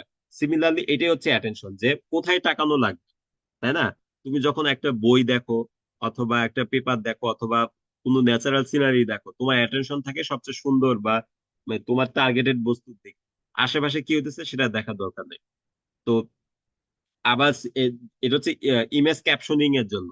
এখন যদি এরকম হয় যে পার্সন আইডেন্টিফিকেশন, তখন আমাদের অ্যাটেনশনটা হবে ফুল এই পার্সনের প্রতি, সিমিলারলি এই পার্সনের প্রতি, তাই না? এরপরে যদি হয় এইজ প্রেডিকশন, এটাও কিন্তু একটা প্রবলেম, যে একটা গিভেন ইমেজের পার্সনের বয়স কত সেটা বের করতে হবে। তখন আমাকে এই পার্সনের প্রতি, বিশেষ করে তার ফেসটা বা তার হাইট, ওয়েট বা তার পোস্টার, এগুলো থেকে আমাদেরকে বের করতে হবে, তখন অ্যাটেনশন দিতে হবে তার প্রতি, তাই না? সো যখন যেই টাস্ক, সেই টাস্কের যে অবজেক্টিভ ফাংশন, তার উপর বেস করে সবচেয়ে ইমেজের যেই পার্টটা আমার জন্য মোস্ট ইম্পর্টেন্ট, সেটার দিকে ফোকাস করাটাই হচ্ছে অ্যাটেনশন। তো আমরা যদি এই অ্যালগরিদম গুলো ব্যবহার করি, তাহলে আমরা ঠিক ওই ইমেজের ওই পার্টের দিকেই বেশি ফোকাস দিব। এটা আমি এখানে আলোচনা করছিলাম। যাই হোক, তো এটা আমরা দেখে নিব। তারপরেও আমি আরেকটু আলোচনা করতেছি, যে আজকে যারা নতুন তাদের জন্য। তো অ্যাটেনশনের কনসেপ্টটা কিরকম? লেটস সে আমাদের একটা ভেক্টর আছে এক্স, ওকে? তাহলে এই ভেক্টর এর তিনটা কপি আমি তৈরি করব, ঠিক আছে? কপি তৈরি করা যায় কিভাবে? প্রজেকশনের মাধ্যমে। আমি যদি ওয়েট ম্যাট্রিক্স, ডিমেনশন চেঞ্জ হবে না, আমি যদি ওয়েট ম্যাট্রিক্স দ্বারা গুণ করি, তাহলে আমি এই ইমেজেরই আমি একটা আহ, মানে প্রজেকশন পাচ্ছি। লিনিয়ার অ্যালজেব্রা থেকে আসছে প্রজেকশনের বিষয়টা। তো এই এক্স থেকে আমি তিনটা কপি নিলাম, একটাকে বলতেছি কি, আরেকটাকে বলতেছি কোয়েরি, এবং আরেকটাকে বলতেছি ভ্যালু। জাস্ট সিম্পলি তিনটা লিনিয়ার প্রজেকশন। আর নিউরাল নেটওয়ার্কে বেসিক্যালি একটা ডেন্স লেয়ার, ঠিক আছে? আর যদি তারা ওয়েট শেয়ার না করে, তাহলে তিনটা ডেন্স লেয়ার লাগবে। তো তার মাধ্যমে আমি তিনটা কপি পাইলাম। এখন এই কিউটাও কিন্তু আসলে এক্স এরই একটা প্রজেক্টেড ভার্সন, মানে একটা তথ্য বহন করে সে, কিটাও তথ্য বহন করে। এখন আমরা যেটা করব, এই কিউ কিন্তু অসংখ্য টোকেন নিয়ে গঠিত, যেভাবে এক্স অসংখ্য টোকেন নিয়ে গঠিত, এই জন্য এটা সিকোয়েন্সিয়ালির জন্য বেটার। কিউ আর কোয়েরির মধ্যে আমরা ডট প্রোডাক্ট বের করব। তো ডট প্রোডাক্টের মাধ্যমে কিউ এর প্রত্যেকটা টোকেন, কি কি এর প্রত্যেকটা টোকেনের সাথে কতটুকু সম্পর্ক যুক্ত, সেটা আমরা বের করলাম, এবং সেটাকে আমরা অফকোর্স নর্মালাইজ করে নিব, এখানে নর্মালাইজিং বিষয়টা আসে নাই। তারপরে এখন এই যে আমরা যদিও নর্মালাইজ করলাম, হয়তো আমরা রুট ডিমেনশন দ্বারা নর্মালাইজ করব, কিন্তু সেটা তো আসলে প্রবাবিলিটি 0 থেকে 1 স্কেলে না। আমরা চাই যে এটা 0 থেকে 1 স্কেলে আসে। সফটম্যাক্স ফাংশন কিন্তু আমাদের আহ, যে যে কোনো অনেকগুলা ভেক্টর থাকলে সেই ভেক্টর গুলাকে 0 থেকে 1 স্কেলে নিয়ে আসে, দ্যাট ইজ প্রবাবিলিটিতে। তাহলে আমরা এখন এই সফটম্যাক্স করলে আমরা অ্যাটেনশন ওয়েটটা পাবো। তারপরে এই এক্স এরই আরেকটা ভার্সন হচ্ছে ভ্যালু। সেই ভ্যালুর সাথে যদি অ্যাটেনশন ওয়েটটা গুণ দেই, তাহলে আমি আউটপুট ভেক্টরটা পাচ্ছি। তার মানে হলো যেই ইনপুট ইমেজ ছিল, আউটপুটে সেই একই ইমেজটা থাকতেছে, বাট এখানে আমি একটা ওয়েট ভেক্টর দ্বারা গুণ করতেছি। এই ওয়েট ভেক্টরটাই বলে দিবে যে ইমেজের কোন পার্টে, অর্থাৎ অপ্রয়োজনীয় যে বিষয়গুলা, যেমন এইখানে হচ্ছে ফ্রিজবিটা ইম্পর্টেন্ট, বাদ বাকি বিষয়গুলো অনেকটা মাস্কিং এর মতো, হয়তো নেগেটিভ ভ্যালু বা জিরো থাকবে। আর অ্যাটেনশন ম্যাট্রিক্স এর এই পার্টটুকুতে ভ্যালুটা বেশি থাকবে। এই জন্যই সে ভ্যালু ভেক্টরটাকে পুশ করে বৃদ্ধি করে দিবে। সো এর ফলে ইমেজের অধিকাংশই পিক্সেলের ভ্যালুটা থাকবে, যেখানে আমাদেরকে নজর দিতে হবে সেটা। আমি জানি এইটুকু বলে কেউ কিছুই বুঝবা না, সো সুন্দর করে বুঝার জন্য এটা বলছি। আচ্ছা, তো এইটা স্বাভাবিকভাবে যেহেতু এনএলপি তে আগে আসছে, সো আমি এনএলপির কনসেপ্ট থেকে আসি। লেটস সে দুইটা ওয়ার্ড আছে, ডিপ লার্নিং। এখন এটা তো র ডেটা, এই র ডেটাকে আমরা প্রজেক্ট করলে এমবেডিং পাবো, যেভাবে আসলে ইমেজে আমাদের প্যাচ থাকে, সেই প্যাচটাকে প্রজেক্ট করলে, প্যাচটাকে ফ্ল্যাটেন করে প্রজেক্ট করলে আমি এরকম এমবেডিং পাচ্ছি, ওকে? এই এমবেডিং থেকেই আমি যদি আরো 3 বার প্রজেক্ট করবো, দ্যাট ইজ মানে ম্যাট্রিক্স মাল্টিপ্লিকেশন, তাহলে আমি কি কোয়েরি এবং ভ্যালু পাচ্ছি, ঠিক আছে? Okay. এখন কি করতে হবে? এই যে এই কোয়েরি দিয়ে এই দুইটার কি এর সাথেই আমাদের ডট প্রোডাক্ট বের করতে হবে। তো লেটস সে ডট প্রোডাক্ট বের করলে এখানে আমি পাচ্ছি, অফকোর্স নিজেরটার সাথে নিজেরটার সম্পর্ক বেশি, 112, এবং তারপর এটা হচ্ছে 96। আচ্ছা, এরপরে এখন এই যে ভ্যালুটা পাচ্ছি সেটা তো বিশাল বড় বিশাল কম নেগেটিভ হতে পারে। তো এটাকে আমাকে একটা স্কেলে আনতে হবে। স্কেলে আনবো কিভাবে? কোয়েরি ভেক্টরের ডিমেনশনের রুট দ্বারা ভাগ করতে হবে। ঠিক আছে? তো ওদের কোয়েরি দেখো যে ইনপুটের ডিমেনশন হচ্ছে 64, কোয়েরির ডিমেনশন হচ্ছে 64, তাহলে এটা রুট হচ্ছে 8। তো 8 দ্বারা যদি ভাগ করি তাহলে আমি এই দুটা পাচ্ছি। আচ্ছা, এখন এটা তো নর্মাল ভ্যালু, এটা তো কোনো প্রবাবিলিটি স্কেলে আসে, প্রবাবিলিটি স্কেলে আনতে হলে এটাকে সফটম্যাক্স দিতে হবে।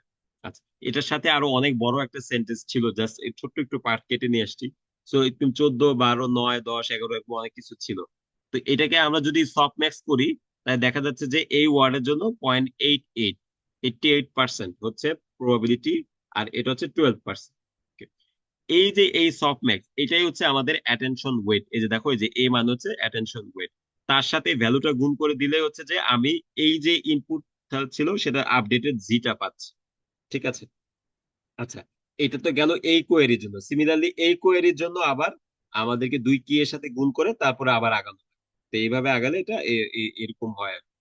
ঠিক আছে? আচ্ছা, তো এটা তো হচ্ছে সিম্পল একটা অ্যাটেনশন। এই অ্যাটেনশনের উপর বেস করেই অ্যাটেনশন লেয়ার, সেলফ অ্যাটেনশন লেয়ারটা আসছে। ওকে, সেলফ অ্যাটেনশন লেয়ার তাহলে কিভাবে আসে? লেটস সে আমাদের কাছে তিনটা প্যাচ আছে। একটু আগে আগে আমরা বলে আসছি যে টোটাল 197টা প্যাচ, প্রত্যেকটা প্যাচ হচ্ছে 768 ডিমেনশন।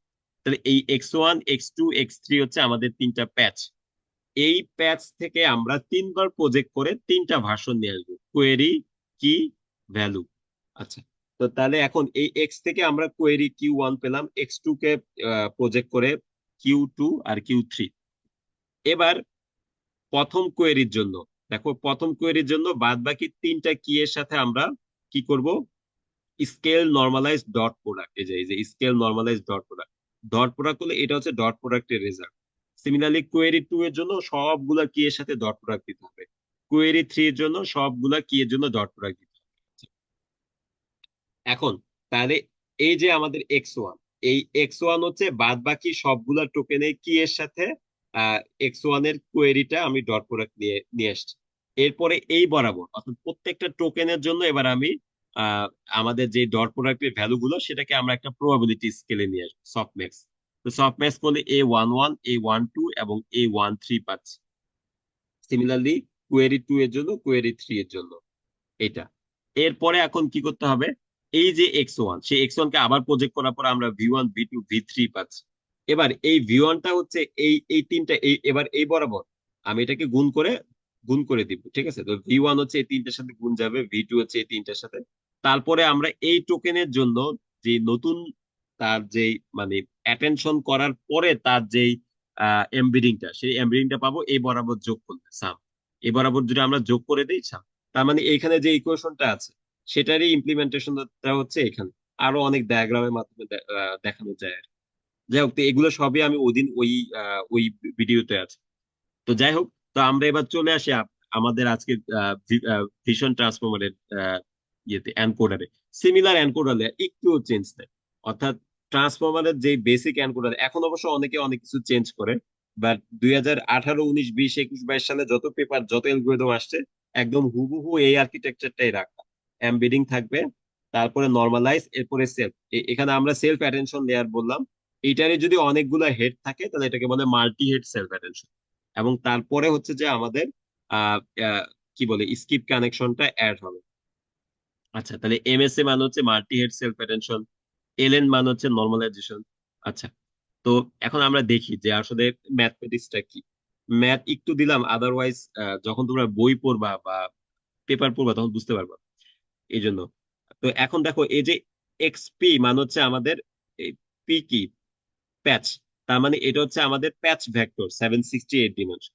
তো আমরা দেখলাম যে এন সংখ্যক প্যাচ থাকে। ওকে, তাহলে x1p মানে আমাদের প্রথম প্যাচ, দ্বিতীয় প্যাচ, তৃতীয় প্যাচ। একটু আগে বলতেছিলাম যে ক্লাসেরও আমাদের প্যাচ থাকবে, তো এটা হচ্ছে এক্স ক্লাস। আচ্ছা, এখন এই প্যাচটাকে কিন্তু আমাদের এমবেডিং লেয়ারের মধ্য দিয়ে পাস করা লাগবে, তাই না? এই যে এমবেডিং লেয়ার, তাহলে এই যে একটা প্রজেকশন হলো, মানে ডট প্রোডাক্টে আসলে প্রজেকশন। এবং সেই সাথে আমরা প্রত্যেকটার সাথে পজিশনাল এমবেডিং যোগ করে দিব। ওকে, আচ্ছা, এটা ওভারঅল সবগুলোর সাথে না, বেসিক্যালি প্রত্যেকটার সাথে পজিশন ইনফরমেশন যাবে। আচ্ছা, এরপরে সে এনকোডারের ভিতরে ঢুকবে, ট্রান্সফর্মার এনকোডারের মধ্যে ঢোকার পর প্রথমে যে সে কি পাচ্ছে মানে লেয়ার নর্মালাইজেশন। ওকে, এই যে লেয়ার নর্মালাইজেশনের মধ্য দিয়ে আমাদের এই জি ভেক্টরটা যাচ্ছে। আচ্ছা, তারপরে সে আসবে মাল্টি হেড সেলফ অ্যাটেনশন। ওকে, তাহলে এই যে এই রেজাল্টটা মাল্টি হেড সেলফ অ্যাটেনশনের মধ্য দিয়ে গেল।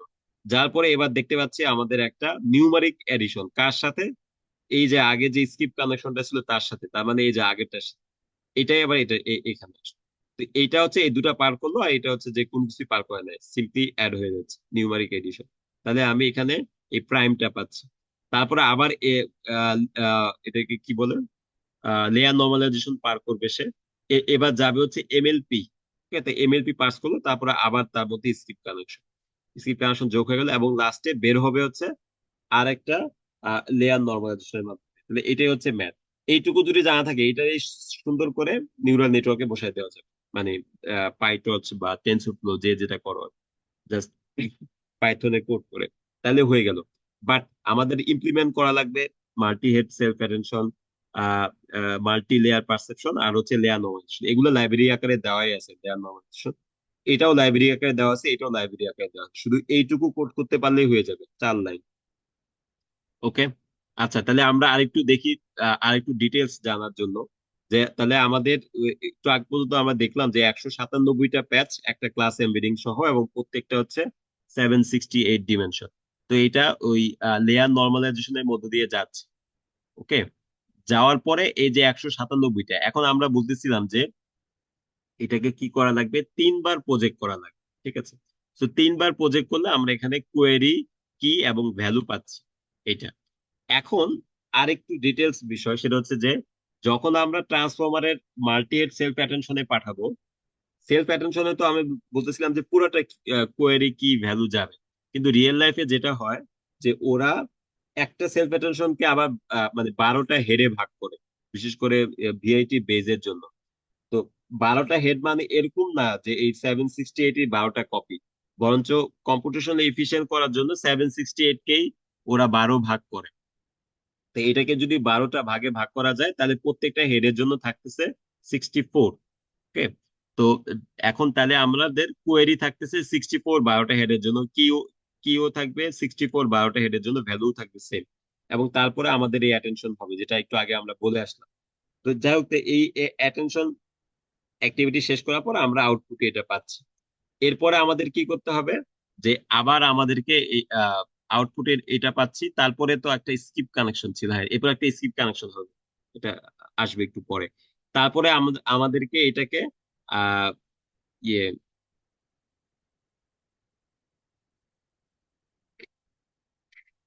প্রজেক্ট, আচ্ছা, ও সরি, এটা আমরা এখনো বের হই নাই, কারণ যখন আমাদের অ্যাটেনশন শেষ হবে, তারপরে অ্যাটেনশনের মাধ্যমে এই এখানে আরেকটা প্রজেকশন হবে। প্রজেকশন বিশেষ করে অ্যাটেনশনের উপর একটা প্রজেক্ট থাকে, এই যে এই এমএলপি, এই এমএলপি হচ্ছে এটা। তারপরে আমরা বের হইলাম, বের হওয়ার সময় এখানে আমাদের একটা স্কিপ কানেকশন যোগ হওয়ার কথা। তারপরে লেয়ার নর্মালাইজেশন, এরপরে এমএলপি, এরপরে আবার আরেকটা স্কিপ কানেকশন যোগ হবে। এই এখানে একটা স্কিপ কানেকশন যোগ হচ্ছে, এখানে একটা স্কিপ কানেকশন যোগ হচ্ছে। এটাই বেসিক্যালি একটু আগে যেটা বলে আসলাম ট্রান্সফরমারের ভিতরে কি হয় সেটা। তো তার মাধ্যমে আমরা 768-এ 197টা প্যাচ পাচ্ছি। তার মানে ওভারঅল কি হচ্ছে, যে একটু আগে যেটা বললাম যে প্রি প্রসেস করে আমরা এমবেডিং ভেক্টর গুলা দিচ্ছি, তার ট্রান্সফরমার এনকোডারের মধ্য দিয়ে আসলো, এবং আসার পরে সিমিলারলি 197টা ডিমেনশন, 97টা টোকেন, প্রত্যেকটা টোকেন 768 ডিমেনশন পাচ্ছি। এখন এই যে শুরুতে যে ক্লাসের টোকেনটা আমরা এডিশনালি অ্যাড করলাম, এই এই ক্লাসের টোকেনটাই হচ্ছে বাদ বাকি সকল তথ্য সে বহন করতেছে। অন্যান্য যে টোকেন গুলো আসছে, সেটা ওয়ার্ড হোক অথবা ইমেজের হোক। এখন আমরা যদি ইমেজ ক্লাসিফিকেশন করতে চাই, পোজ এস্টিমেশন, অবজেক্ট ডিটেকশন, সবগুলোর ক্ষেত্রে আমরা জাস্ট এখান থেকে বা সিমান্টিক সেগমেন্ট সহ যারা যত টাস্ক আছে, এই সব ইমেজের ফুল তথ্যই এখন এই 768 এর মধ্যে দিয়ে চলে আসছে। এইটার উপর এইটাকেই এখন আমরা মানে পরবর্তী টাস্ক স্পেসিফিক কাজের জন্য ব্যবহার করতে পারবো। যদি ইমেজ ক্লাসিফিকেশন হয়, তাহলে এটাকে আমরা সফটম্যাক্স এর মধ্যে দিয়ে পাস করলেই কিন্তু আমরা ক্লাসিফিকেশনের টাস্কটা সম্পন্ন করতে পারবো। ওকে, তাহলে আমরা ভিআইটির কনসেপ্টটা বুঝতে পারলাম, সময় চলে যাচ্ছে। আচ্ছা, তো একটু ফাস্ট আগানো লাগবে। তো এখন আমরা একটু দেখি যে অন্যান্য অ্যালগোরিদম যেভাবে আমরা ট্রেন করি, তার সাথে ভিআইটি ট্রেনের পার্থক্যটা কি? ভি- অন্যান্য সিএনএন এ ইন্ডাকটিভ বায়াস থাকে, তো এই জন্য তাকে প্রি ট্রেন করার দরকার হয় না। ওরাই সর্বপ্রথম প্রি ট্রেনের কনসেপ্টটা নিয়ে আসছে যে হ্যাঁ, তুমি যদি এই ভিআইটি ইউজ করতে চাও তোমাকে মিলিয়ন সংখ্যক ডেটাতে আগে প্রি ট্রেন করে আসতে হবে। তো ওকে, তাহলে প্রি ট্রেন হলো এখানে। এখন এইটা হওয়া লাগবে হিউজ ডেটা, যেটা আমাদের মেশিনে এই ডেটা রাখা সম্ভব না, প্রায় 300 মিলিয়ন বা তার বেশি। ওকে, তো এই মিলিয়ন ডেটা কপি কপি করতে পারবে না, 300 মিলিয়ন কপি করতে গেলে টেরাবাইটের উপরে যাবে। আহ, আর হচ্ছে যে মানে ডাউনলোড ডাউনলোড হয়তো পসিবল যদি অনেক বেশি হার্ড ডিস্ক থাকে, বাট কপি করে এক স্থান থেকে অন্য স্থানে নেওয়া যাবে। হিউজ 300 মিলিয়ন বা তার বেশি, এখন মেবি বিলিয়ন সংখ্যক ডেটাও আছে। তো এই সংখ্যক ডেটাতে এটাকে প্রিটেন্ড করার পর তখন সে ইন্ডাকটিভ বায়াসটা পায়। এরপরে যেই ডেটাতে আমরা টাস্কে নিয়ে যাব, লাইক ইমেজ নেট ক্লাসিফিকেশন, তখন ওইটাতে ফাইন টিউন করা লাগবে। তো সিএনএন শুরু হয় কিভাবে? প্রথমে আমরা ট্রেন করব, তারপরে আমরা টেস্ট করব। আর ভিআইটি হবে আগে প্রি ট্রেন করতে হবে বিশাল ডেটাতে। তারপরে যে ডেটাতে আমরা আহ, কি বলেন এক্সপেরিমেন্ট করব, সেই ডেটাতে ফাইন টিউন, মানে সিএনএন এর ট্রেনিংটা হচ্ছে ভিআইটির ফাইন টিউন। এবং তারপরে টেস্ট এটা অন্য ডেটা সেটও করা যাবে, অথবা আমাদের এই ডেটা সেটেও মানে একই ডেটা সেটের টেস্ট যে কি বলে ট্রেনিং টেস্ট স্প্লিট করে, সেই টেস্ট স্প্লিটেও করা যাবে। ওকে, আচ্ছা, ভিআইটির আবার বিভিন্ন রকম রূপ আছে। একটু আগে যেটা আমরা দেখে আসলাম যে এনকোডার, এরকম যদি 12টা এনকোডার লেয়ার থাকে এবং হিডেন ডিমেনশন যদি 768 হয়, আর এমএলপির সাইজ যদি 3072 হয়, মাল্টি হেড সেলফ অ্যাটেনশনের হেড সংখ্যা যদি 12টা হয়, তাহলে সেটা হচ্ছে ভিআইটি বেস। এবং তারপরে আসবে ভিআইটি লার্জ এবং ভিআইটি হিউজ। ওকে, আচ্ছা, এই ভিআইটি লার্জটা ট্রেন করতে খুব সম্ভবত আহ টিপিইউ 3 টিপিইউ 3 ডেজ 2.5K, তো 2500 টিপিইউ 3 ডে লাগবে। মানে কত হাজার বছর, আহ হাজার বছর নাকি 2500 দিনে কত হয়, অত বছর লাগবে আর। বাট গুগলের বিশাল ক্লাস্টার আছে, ওরা তো এটা একদিনের মধ্যেই করে ফেলতে পারবে, বাট আমাদের জন্য এটা পসিবল না। মানে এই 2021 সালে ওদের যে মডেলটা ছিল, বাট প্যারামিটারের সংখ্যা কম, মাত্র 360 মিলিয়ন। এখন তো প্রায় যে এলএলএম গুলো আসতেছে এটা তো বিলিয়নের উপরে প্যারামিটার। যাই হোক, তো ওই সময় এটা হিউজ ছিল, যে 632 মিলিয়ন, হিউজ। আর বেস হচ্ছে 86, স্টিল রেজনেট 101 এর মতো। রেজনেট 50 বোধ হয় কত 30 মাইল, আর রেজনেট মিলিয়ন, আর 101 ছিল মনে হয় 76। মানে ভিআইটি বেসটা হচ্ছে রেজনেট 101 এর সমতুল্য প্রায়। Okay, এই হচ্ছে যে এটার ডেসক্রিপশন। এখন আমরা স্যার যখন ইমেজ, হ্যাঁ, কোশ্চেন। স্যার হচ্ছে আমরা হচ্ছে ওই একটা মানে হচ্ছে থিসিস করতে যাইতেছি হচ্ছে ডিপফেক্ট নিয়ে। ডিপফেক্ট নিয়ে একটা থিসিস করব। তো এখানে হচ্ছে মানে আমরা কোর্সের সেশনটা পরে রাখি স্যার।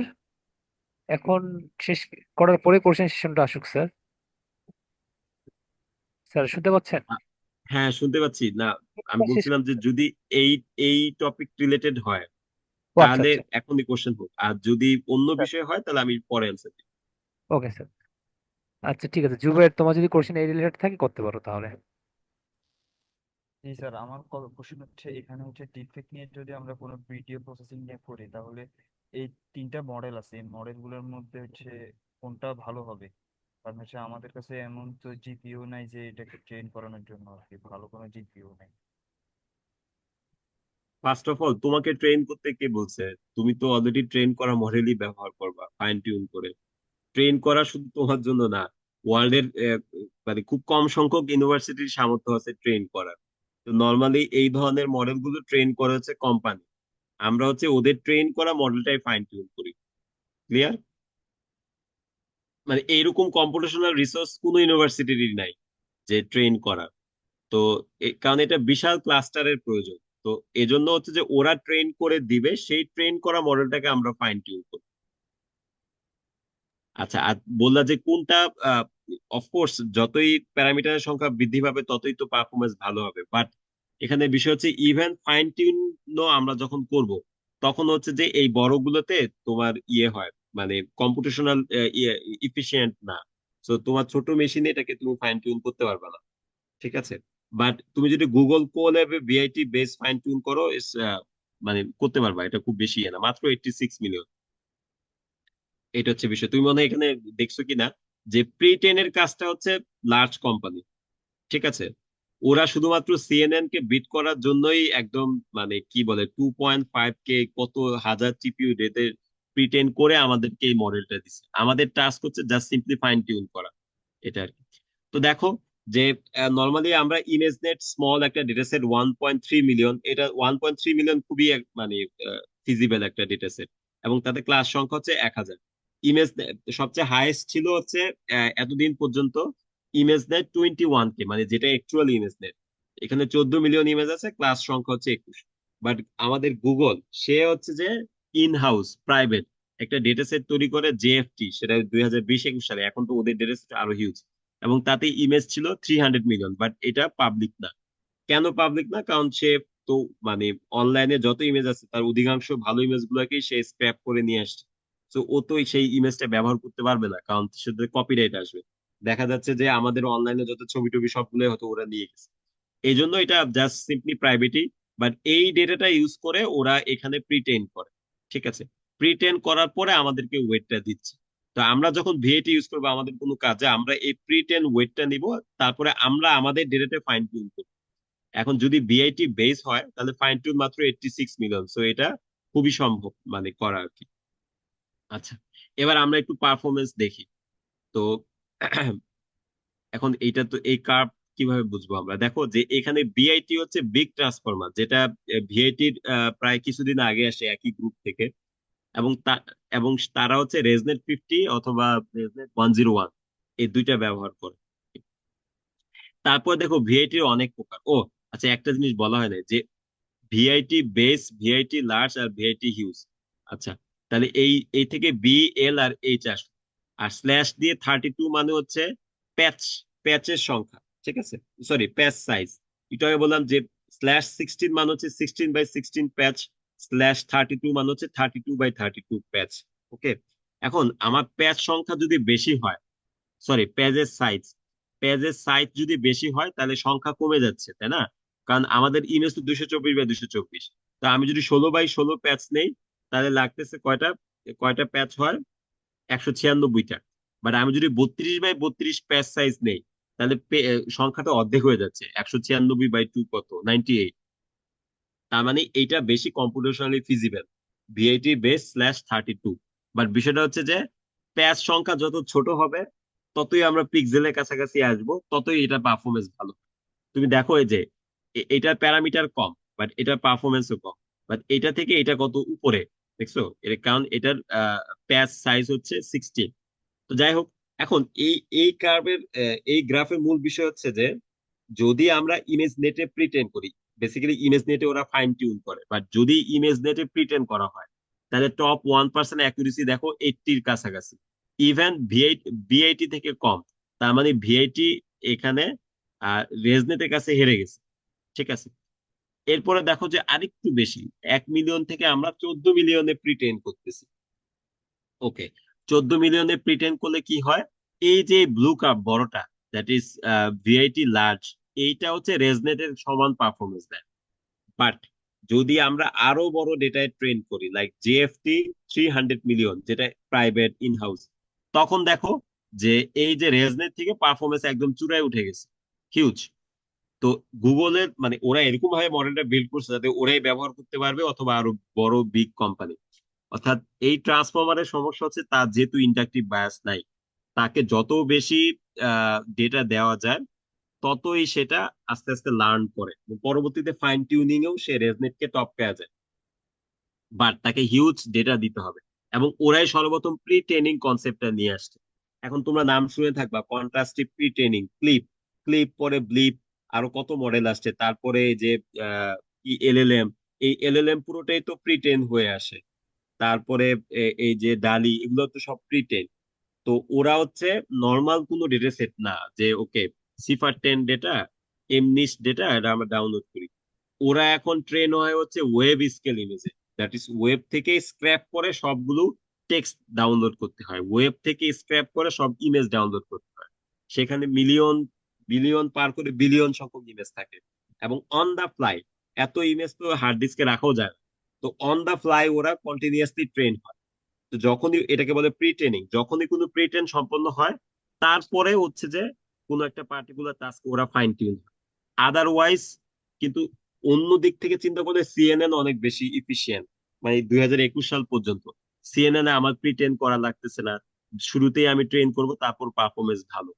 বাট গুগল অনেকটা, হয়তো ওরা ফিউচার জানতো যে ফিউচার হচ্ছে ওয়েব স্কেলে প্রিটেন্ড করতে হবে সামথিং সামথিং, যেভাবেই হোক 300 মিলিয়নে ওরা প্রিটেন্ড করে দেখলো যে এইভাবে আমরা ইয়েতে ভালো পারফর্ম করতে পারি, কি বলে ইমেজ নেটে। আচ্ছা, এখন এখানে আরেকটা এক্সপেরিমেন্ট হচ্ছে জেএফটি প্রিটেন। লেটস সে ওরা জেএফটি ইউজ নিল, যতই দেখো প্রিটেনের ডেটার সংখ্যা বাড়াচ্ছে এবং ততই বৃদ্ধি পাচ্ছে, এবং 100 মিলিয়ন থেকে 300 মিলিয়নে কিছুটা ইয়ে হয়ে গেছে, এটাকে কি বলে স্যাচুরেশন। এবং তারপরে ওরা পারফরমেন্স, তাহলে এখান থেকে আমাদের সিদ্ধান্ত কি? সিদ্ধান্ত হচ্ছে যদি আমরা 10 মিলিয়নে প্রিটেন্ড করি তাহলে এই যে দেখো রেক্টেঙ্গুলার বক্স দুইটা গ্রে স্কেলে, ওদের পারফরমেন্স ভালো, এই দুইটা হচ্ছে রেজনেট। ওকে, তার মানে 10 মিলিয়ন প্রিটেনে ভিএটির কোনো পজিশন নাই, রেজনেট সেরা। যদি আমরা 30 মিলিয়নে করি প্রিটেন্ড, তাও রেজনেট ভালো। বা যদি আমরা 300 মিলিয়নে আসি, তখন দেখা যাবে যে ট্রান্সফর্মার ভিআইটি কে, ভিআইটি ট্রান্সফর্মার হচ্ছে রেজনেট মডেল থেকে ভালো পারফর্ম করতেছে। ঠিক আছে। আচ্ছা আচ্ছা, তাহলে যে পর্যন্ত বলতেছিলাম যে আমরা যদি এখন এই যে 300 মিলিয়ন হয় তাহলে দেখা যাচ্ছে যে ট্রান্সফার পারফরমেন্স ভালো হয়। তাহলে এখান থেকে আমরা কি সিদ্ধান্তে আসতে পারি যে 100 মিলিয়নের মধ্যে যদি প্রিটেন হয় তাহলে রেজনেট বেটার। বাট যদি 100-র উপরে আমরা যাই তাহলে ভিআইটি পারফর্ম ভালো করতেছে, এবং 300 মিলিয়নের উপরে তো ভিআইটি মানে যত বেশি ডেটা দেওয়া যাচ্ছে ততই তার পারফরমেন্স কিন্তু ক্লাসিক্যাল সিএনএন কে সারপাস করে যাচ্ছে আর। ওকে, আচ্ছা আমাদের সময় প্রায় শেষের পথে, আমি দ্রুত শেষ করে দেবো। আমরা একটু একটু ইয়ে দেখবো আর কি, ইমপ্লিমেন্টেশন কিভাবে করা যায়, এবং শেষে একটা অ্যাপ্লিকেশন দেখবো ইনশাআল্লাহ। তো এখান দেখো যে এখানে এই যে আমাদের স্টেপ গুলো ছিল, স্টেপ গুলোকে আমরা কিন্তু 7টা ক্লাসে ক্যাটাগরাইজ করতে পারি।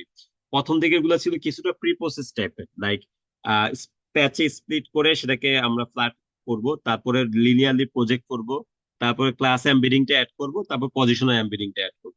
তাহলে এই এই জিনিসগুলো আমরা একটা ক্লাসের মাধ্যমে, অথবা হ্যাঁ, একটা ক্লাসে হয়তো দুইটা ফাংশন লাগবে, আমরা এটা ইমপ্লিমেন্ট করতে পারবো।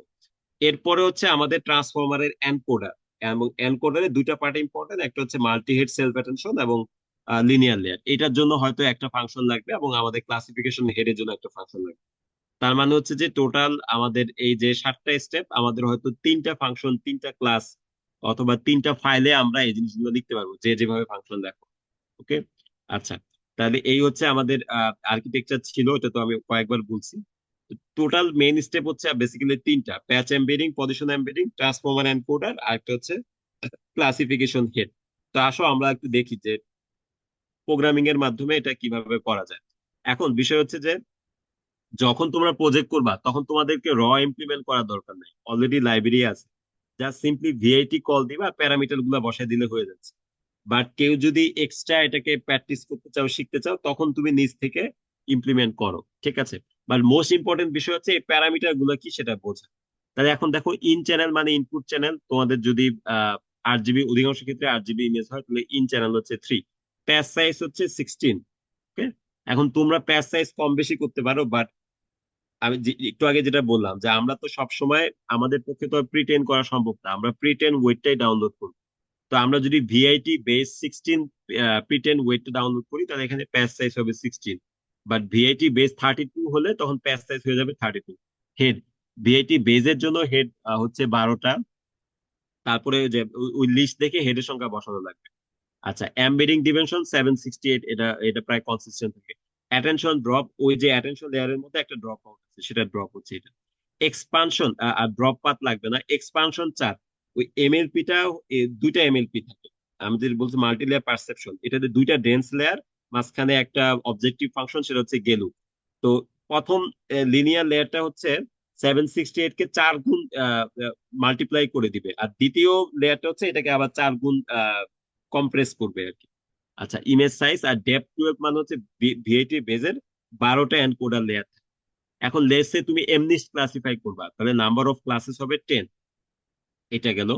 আর আমাদের হচ্ছে তিনটা এখন প্যাচ এমবেডিং নিতে হবে, আর এনকোডার, আর একটা হচ্ছে ক্লাসিফিকেশন হেড। এই তিনটার জন্য আমরা তিনটা মেথড কল দিলাম। এই মেথড গুলো কি আমি আসতেছি। এখন দেখো, আর ফরওয়ার্ড পাসে আমরা এই তিনটায় যদি পাস করে দেই, বা শেষ। তার মানে ভিআইটি তে আমরা ইনপুট এক্স কে আমরা আউটপুট এক্স পাচ্ছি। এবং এই আউটপুট এক্স কিন্তু বেসিক্যালি 10টা ক্লাসের ক্লাস প্রবাবিলিটি। এখন তুমি যদি ক্লাসিফাই করতে দাও ক্যাট, ডগ, কার, তাহলে হচ্ছে যে এক্স হচ্ছে তোমার র ইমেজ।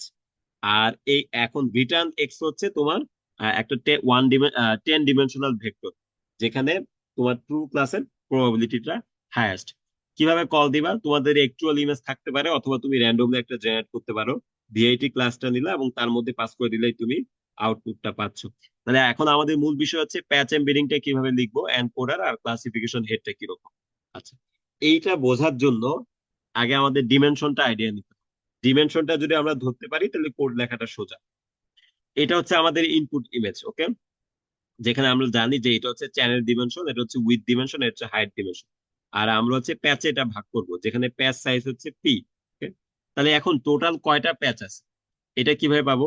একটু আগে তো আমরা বললাম যে 16 বাই 16 যদি প্যাচ হয়, আর ইমেজ সাইজ 224 হলে টোটাল এই সাইডে 14টা, এই সাইডে 14টা, টোটাল 196টা প্যাচ থাকে।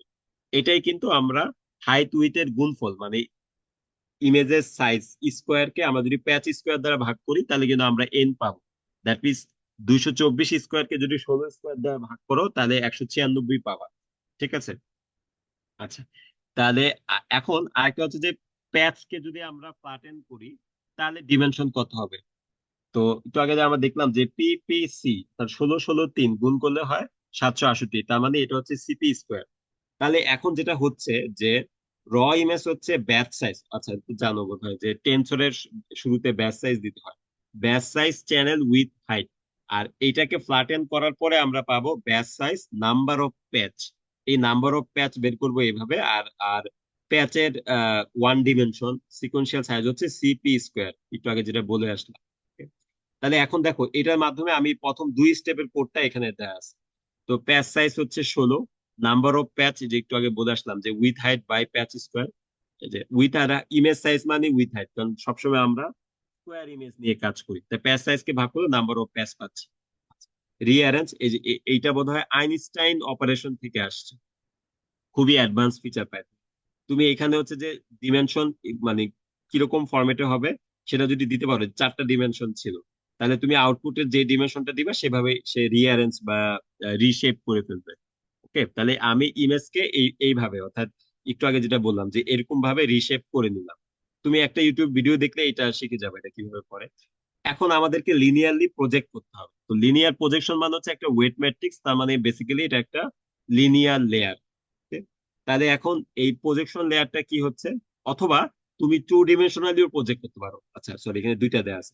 তো আমরা এখানে লিনিয়ার প্রজেকশন নিব, ঠিক আছে? এটা আমাদের লাগবে। আর এখানে ডিমেনশনের কিছু বিষয় দেয়া আছে। ওকে। আচ্ছা, তারপরে ক্লাস টোকেনটা কি? ক্লাস টোকেন আর পজিশন এমবেডিং এই দুইটাই হচ্ছে লার্নেবল। কিছুদিন আগেও হচ্ছে পজিশন এমবেডিংটা ডিকশনারি লুকআপ টেবিল থেকে আমরা নিতাম, বাট এখন হচ্ছে এটাকেও আমরা লার্ন করি। তো লার্ন করতে হলে কি হচ্ছে, র্যান্ডম নাম্বার 1 বাই 1, যেহেতু ক্লাসিফিকেশন টোকেন একটা, so 1 by 1 by embedding dimension, সেখান থেকে আমি একটা র্যান্ডম নাম্বার জেনারেট। এখন এই যে র্যান্ডম নাম্বারটা জেনারেট করলাম, এটা তো একটা নিউমারিক সংখ্যা। এটাকে যদি আমি কম্পিউটেশনাল গ্রাফে আনতে চাই আমাদের নিউরাল নেটওয়ার্কে, সো এটাকে এনএন ডট প্যারামিটার, এটা পাইট হচ্ছে করা এনএন ডট প্যারামিটারের মধ্যে দিয়ে পাস করতে, তাহলে আমরা পেয়ে যাচ্ছি আমাদের ক্লাসিফিকেশন টোকেন। এখন এই যে ক্লাসিফিকেশন টোকেন, এইটা তো হচ্ছে জাস্ট আমি একটা টোকেন জেনারেট করলাম। এই টোকেনটাকে কিন্তু আমাদের প্রত্যেকটা ব্যাচের জন্য করতে হবে, যাতে করে প্রত্যেকটা ব্যাচের জন্য আমি এই টোকেনটাকে এখন ইয়ে করে দিতে পারি, এটাকে কি বলে, এমবিট করে দিতে পারি। তো এই জন্যই হচ্ছে যে এটাকে আমি রিপিট করে তারপরে এই যে এক্স এর সাথে এটাকে আমি কনকাটিনেট করে দিচ্ছি। তো আগে ব্যাচ ছিল 196, এখন এটা হয়ে যাবে একটা অ্যাড হলে এটাকে কনকাটিনেশন। তাহলে এখনো আমাদের হবে যে টোটাল নাম্বার অফ প্যাচ 197টা, সো এন থাকলে এখন হবে n+1। আচ্ছা, আর এই এমবেডিংটা কই পাবো? একই ভাবে আমরা একটা র্যান্ডমলি জেনারেট করব নাম্বার অফ প্যাচ যে কয়টা আছে টোটাল 197টা, তার সাথে 768 ডিমেনশনের আমরা একটা ম্যাট্রিক্স জেনারেট করলাম র্যান্ডমলি, আর এটাকে প্যারামিটারের মধ্যে দিয়ে পাস করবো যাতে করে কম্পিটিশনাল গ্রাফটা জেনারেট হয়। এবং তারপরে এই যে পজিশন এমবেডিং, এটা কিন্তু আমাদের ইনপুটের সাথে এবার নিউমারিক্যালি অ্যাড করে দিতে হবে। এই যে এটা এটা মানে হচ্ছে x equal to x plus position embedding. তাহলেই দেখো যে এই ক্ষেত্রে পজিশন এমবেডিং দেওয়া হলো এবং ক্লাসিফিকেশন টোকেন দেওয়া হলো, তার মানে আমাদের ব্যাচ সাইজ 196টা, এখন ব্যাচ সাইজ 197টা হলো। Okay. এবার হচ্ছে আমরা ট্রান্সফরমারের এনকোডারটা ইমপ্লিমেন্ট করব। এটা হচ্ছে আমাদের ট্রান্সফরমারের এনকোডার। আচ্ছা, তো শুরুতে আমাদের মাল্টি হেড সেল প্যাটার্ন দেয়া, এবং এইখানে কি এখানে দেখো যে এটা খুবই আসলে সোজা, যে প্রথমে আমাদের লেয়ার নর্ম, তাহলে এই হচ্ছে আমাদের লেয়ার নর্মের মধ্যে এমবেডিংটা ঢুকবে, এই এমবেডিং, তারপর আমি মাল্টি হেড সেল প্যাটার্ন কল দিলাম। এইটা তোমাদের এখন ইমপ্লিমেন্ট করার দরকার নেই, এটা অলরেডি ইমপ্লিমেন্ট করাই আছে, জাস্ট কল দিলেই হবে। তারপরে একটা ড্রপ আউট, সেটা অপশনাল। ড্রপ আউট আগে ইউজ করতে, এখন খুব বেশি ইউজ করে না, এটা স্কিপ করে যেতে পারো। আচ্ছা, তাহলে এই হচ্ছে আমাদের ব্লক ওয়ান শেষে কিন্তু আমাদের এরকম রেসিডুয়াল কানেকশন দেয়া আছে, তো এটাকে মানে স্কিপ কানেকশনটা আমাদেরকে নিউমারিক্যালি অ্যাড করতে হবে। আর ডিমেনশন নিয়ে ভয় নাই, কারণ এখানে কোনো অপারেশন শেষে ডিমেনশন চেঞ্জ হয় না, এক্সেপ্ট এমএলপির ভিতরে বাদে। অর্থাৎ সবসময় 768 কনসিস্টেন্ট থাকবে বেসের জন্য, আর লার্জের জন্য বোধ হয় 1024। আর ব্লক টু তে শুরুতে লেয়ার নর্ম, তারপরে এমএলপি, এরপরে একটা ড্রপ আউট, তারপরে আমাদের স্কিপ কানেকশন হয়ে যাবে। একদম সোজা এটা আর কি। ওকে, এখন এখানে দেখাচ্ছে যে মাল্টি, যদি কেউ নিচ থেকে ইমপ্লিমেন্ট করতে চাও যে মাল্টি হেড সেলফ অ্যাটেনশন এটা কিভাবে কাজ করে। এটা বেসিক্যালি আমাদের ইনপুট দেয়া থাকবে এক্স, সেই এক্সটাকে আমরা 3বার প্রজেক্ট করব। তো এইখানে এই এই একটা লিনিয়ার লেয়ারের মাধ্যমে এই তিনটাকে একসাথে প্রজেক্ট করছে, বেসিক্যালি এই তিনটা আলাদা প্রজেক্ট। তুমি তিনটা লিনিয়ার লেয়ার নিতে পারো, মানে তুমি যদি 1000 1000 1000 করে তিনটা ডেন্স লেয়ার নাও তাহলে যা কথা।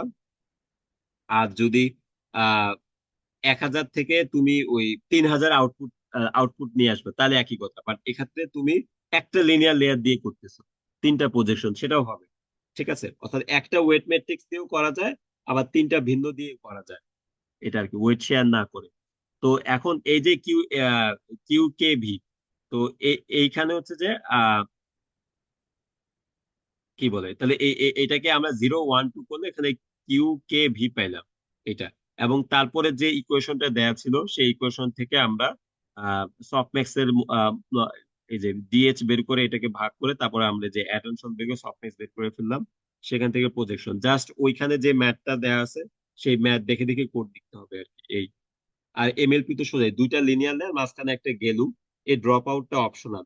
আর লিনিয়ার লেয়ারের শুরুতে প্রথম লেয়ারটা হচ্ছে এক্সপান্ড করে, আর দ্বিতীয় লেয়ারটা হচ্ছে কম্প্রেস করে, এই। আচ্ছা, আর ক্লাসিফিকেশন হেডে, তো ফাইনালি আমরা ক্লাসিফিকেশন হেড লেয়ারটা পাচ্ছি এবং সেটার মাধ্যমে আমরা ইমপ্লিমেন্ট করতে পারবো। ঠিক আছে, এই পর্যন্তই। শামীম। কারো কোনো কোশ্চেন থাকে আপনারা আস্ক করতে পারেন।